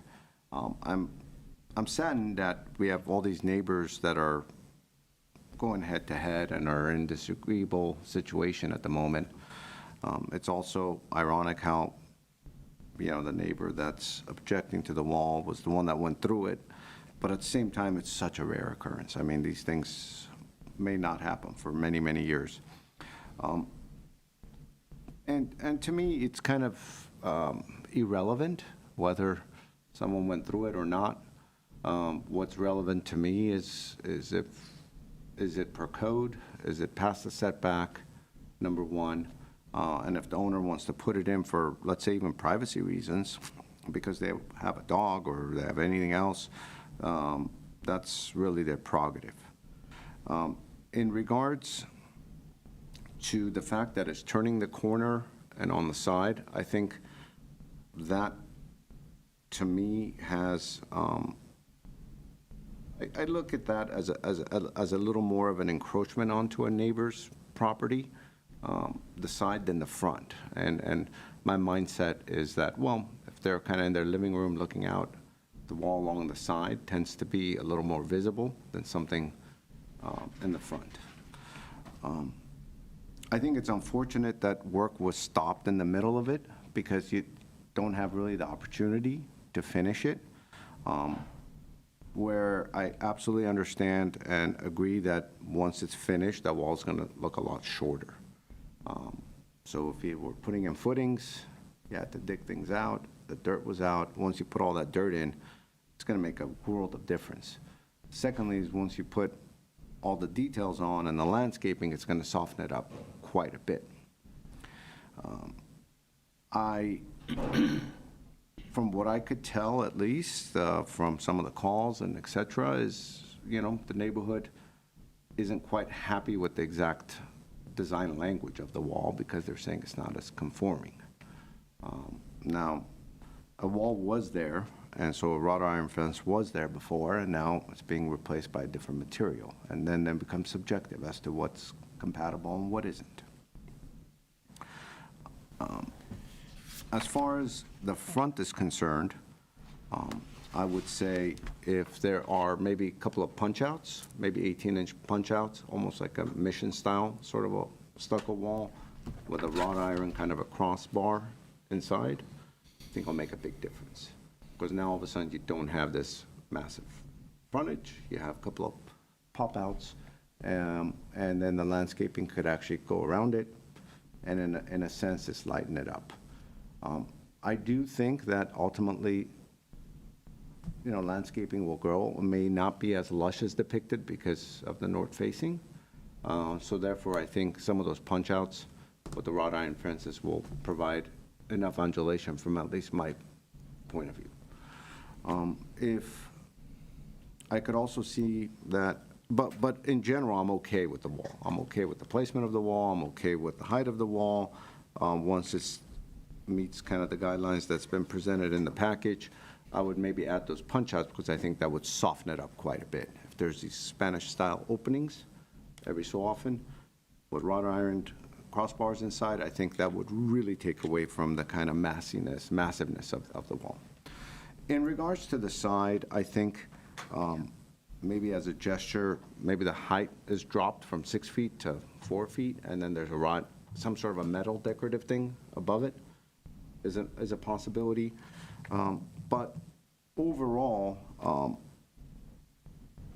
I think at the moment, it seems like it's the end of the world because of what's there, but ultimately, people are going to move on with their lives, and it's just going to be what it is. It's not the biggest deal. But I would say if the side is lowered a bit, it would provide a lot of softness to the neighbors. So I think as a compromise, and that's the intent of this hearing, is to create some sort of compromise so you all kind of walk away feeling as everyone gave in something, and it ends tonight and doesn't end up in an appeal. I think that's the intent, is to kind of keep neighbors happy with one another. So I would suggest maybe lowering the side a bit, maybe putting some sort of a metal component above, maybe a wrought iron or something that would provide some lightness to it. But those would be my thoughts. Again, I don't particularly have an issue with the placement and the location of the wall. Thank you, Mr. Chair. Thank you. Member Welch? Thank you, Mr. Chair. I tend to agree with Board Member Simonian here. There was a 6-foot fence already approved there. I think that a 6-foot wall is an improvement, personally, over a 6-foot fence. And we have to consider also the unique nature of the site plan of this property, with the main house butted up against the back, and the cabin here sort of midway. The only usable private space is there that's fully visible from the street. So if it had been a home just like the one at 1734, it would be sited more at the front, and you'd have a large backyard, which I assume, other properties have their their personal private space in the back of the property, and they have more usable space. In this case, they don't have that. They have to use that space that is open and visible to the street. And so, given the unique circumstances of this property, I understand why having privacy is important for them. So I'm actually in favor of it from that perspective. It sits outside the setback, so it's like a new home could come in and be built right at that 25 foot. It could potentially go up 2 stories, maybe we wouldn't allow it necessarily, but it could, under code, they could at least request that. So I don't have a problem with the location of it as well. I was thinking along the same lines, as maybe we could, the side part, we make that, maybe that's wrought iron fence in that part, or a lowered wall with wrought iron topping on it. I'm okay with that. I have a property and I have a north-facing wall and I grow a vine on it and it grows very well. So I'm not concerned about the ability to grow a vine on a north-facing wall. I think that when the vegetation is fully mature, it will actually soften it considerably. I like the idea of punching some windows in there, although I find it a little ironic that we've got a mid-century modern back house, a log cabin, and then a wall which is, sort of a Spanish style. So I don't know that it really ties things together. It really creates more of a little bit of a mishmash, but. Maybe more of a compromise than tying in. But I do like the idea of putting that. If we can put some fenestration into the wall, it will help to reduce the massiveness of that. Or maybe the board might feel as though that's not necessary and we don't punch it out. Yeah, I mean, we'll hear other people's opinions, but I do like the idea. And really, those are my thoughts,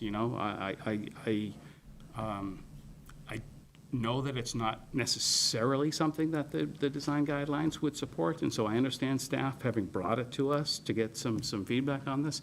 But from my perspective, the characteristics of the existing site plan really weighs in this. I think that was probably why the original 6-foot fence was approved in the first place, and I think that's why, doing some kind of a wall here is inappropriate, given the circumstances. So, thank you. Thank you, Board Member Welch. Board Member Halajian.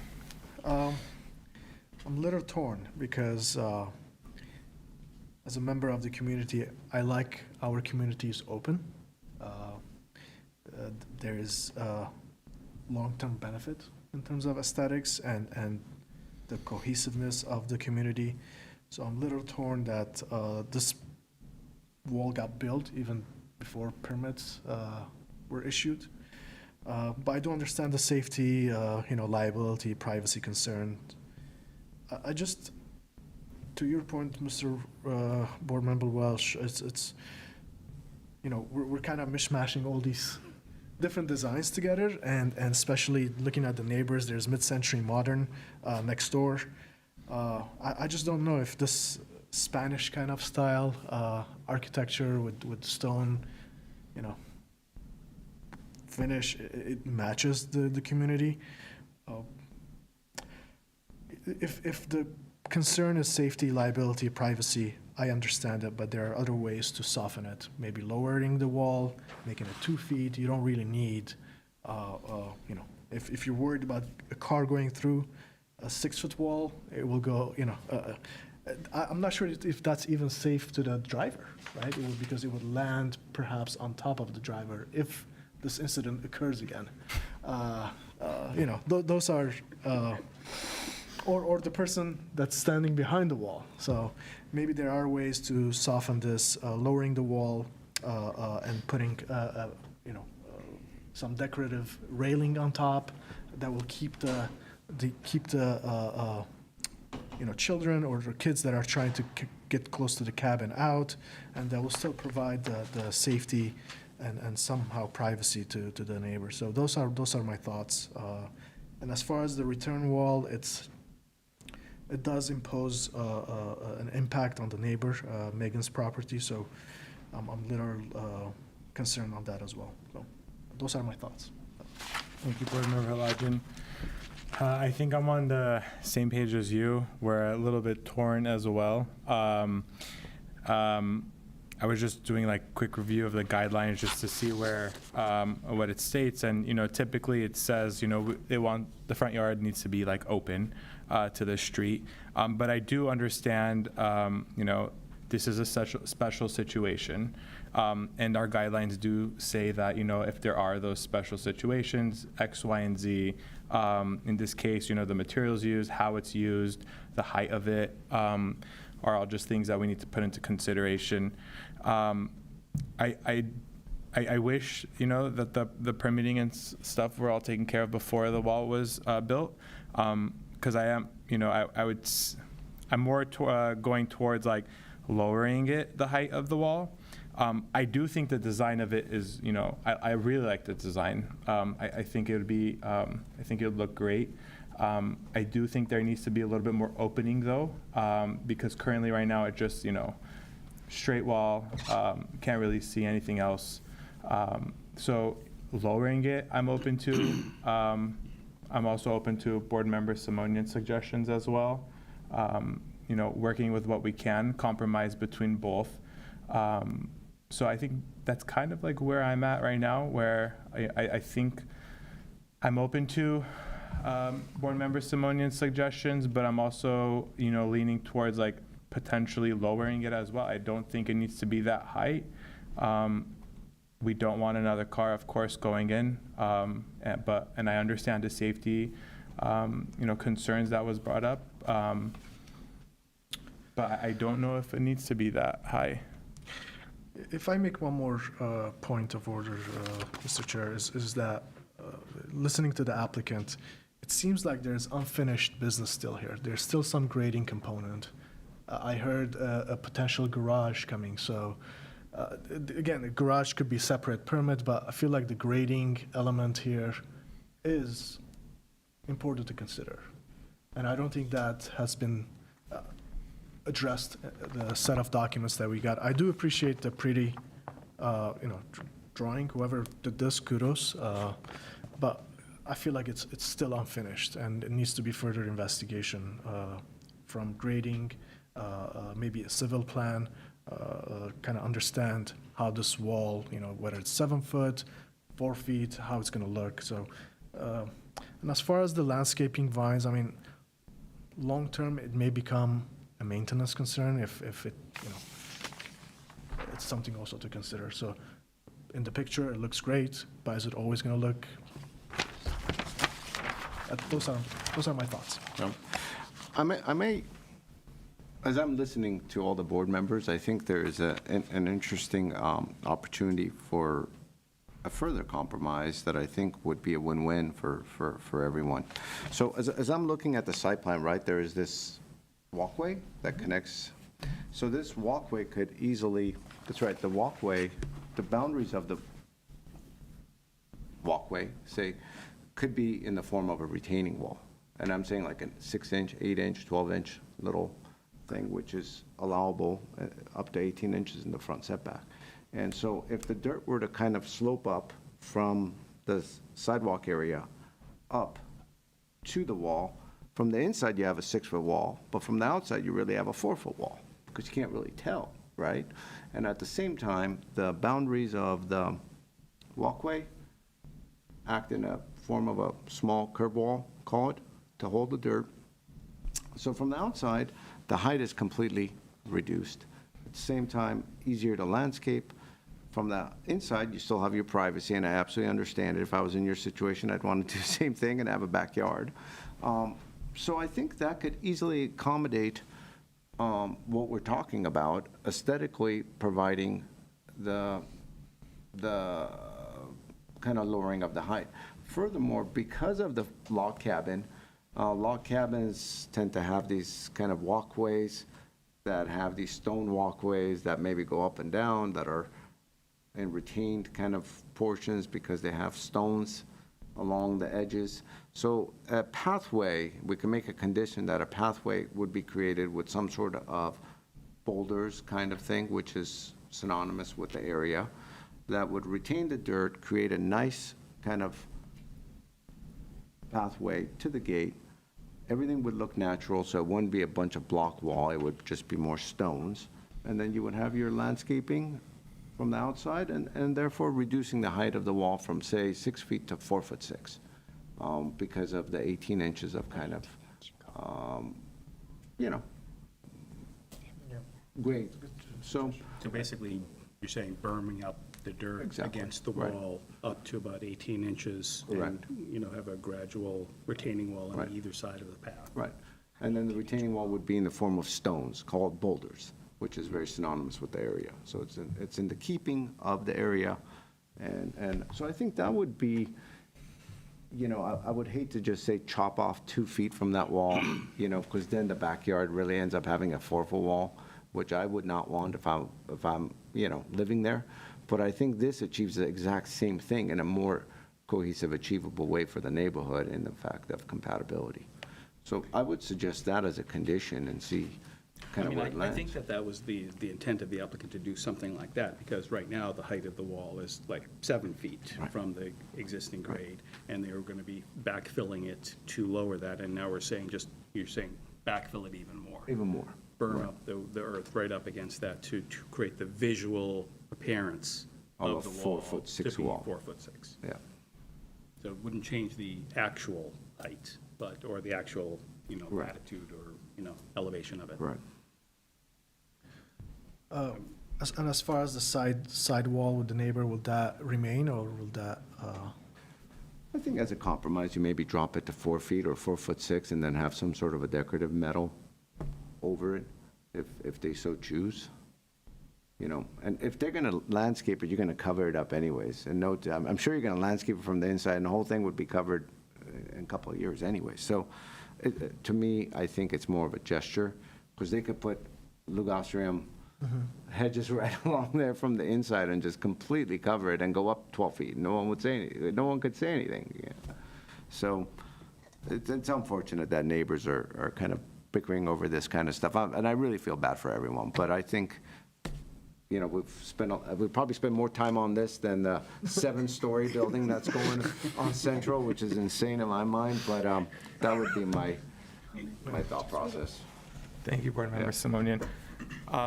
Did you guys want to add anything else? I'm fine with that. I mean, I didn't think that the height was excessive. I did a site visit to the property, and, you know, it is different, you know, I'll grant that, you know, but it's not hugely different, because there's one right on the corner that has a side fencing as well that's that tall.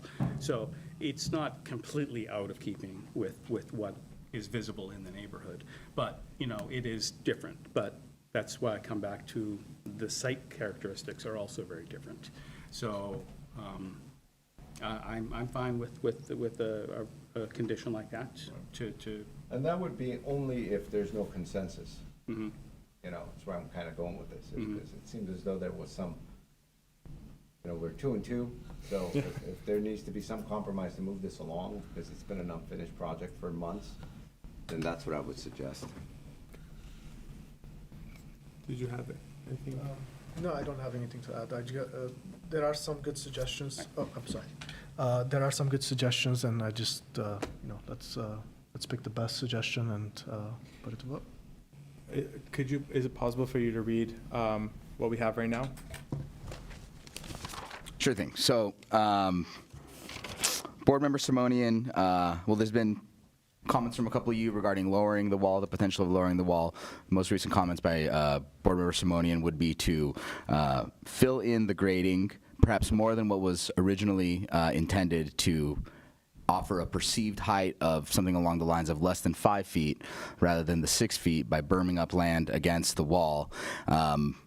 Make sure I'm understanding this point correctly. The walkway would be below the grade slightly to reach the pedestrian entrance, and that way this can also have a sort of a lower perceived height when you're looking at it from the street, while allowing for a decorative walkway, perhaps using features like natural boulders to create sort of low crib walls or retaining that would retain the dirt while also allowing the pathway to access that pedestrian gate. And that was Board Member Simonian's latest comment. The other comments focused around potentially lowering the wall and introducing more visibility. So that's a summary of what I'm hearing from the board tonight. Any comments? I'm okay with Board Member Simonian's suggestion, moving forward with that. I don't know if there's anything else you guys want to add. And that's right, that condition was, I think, meant to break a stalemate, so this thing goes forward. And so I would imagine if 2 of the board members feel as though that, at least that needs to be done versus lowering the height, then I think that's a good condition. There's at least one board member that also agrees that the height is okay, then the height stays and we don't go down that extra cost, imposing that extra cost onto the owner. So I'm, again, providing that as a way of moving this forward. Okay. And- Your other and your- suggestion earlier was in regards to the wall, like having like the crowbars in the inside. Yeah, in other words, we would have, say, 18-inch punch-outs. Maybe if we're looking at that, there would be one between the left two trees, basically 3 on the left side and 1 on the right side, or something that would make sense, or maybe 3 overall. They would be 18 inches by 18 inches with some sort of wrought iron, Yep. missionary style.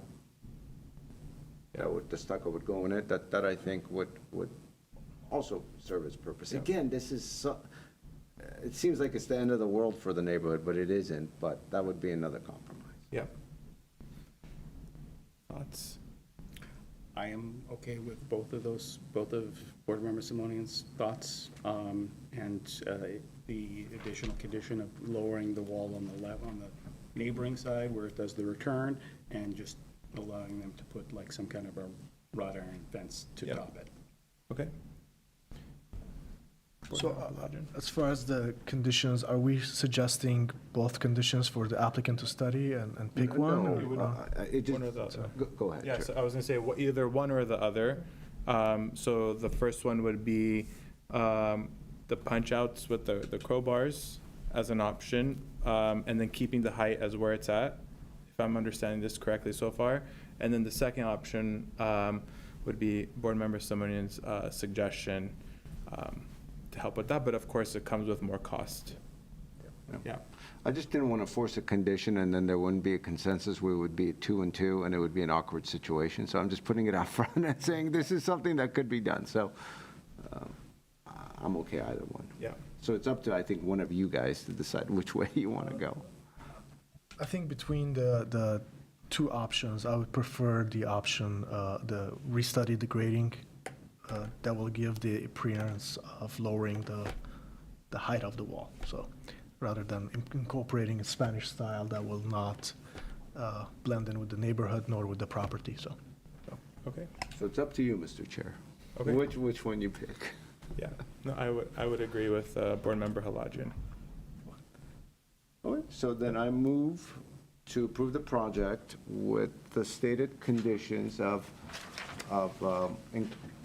through a grading study, increase the grade in the front setback to reduce the height of the wall, exposed height of the wall to 5 feet, let's say, or 4'6". Less than 4, less than 5. Less than 5 feet, and utilize the same pathway of the walkway, but create a retaining situation on either side to achieve that height. And that would be my condition, to approve the project with. Well, one more condition about the reducing the side return. That's right, that's right. So reduce the side return to, Maybe the same, less than 5, some sort of a. yeah, because then you can't berm it on that side there. So reduce that to something less than 5 feet with the option of putting some wrought iron on top to match the finished elevation of the front wall. So that would be the condition. Very good. I have that all down. Okay. Yeah.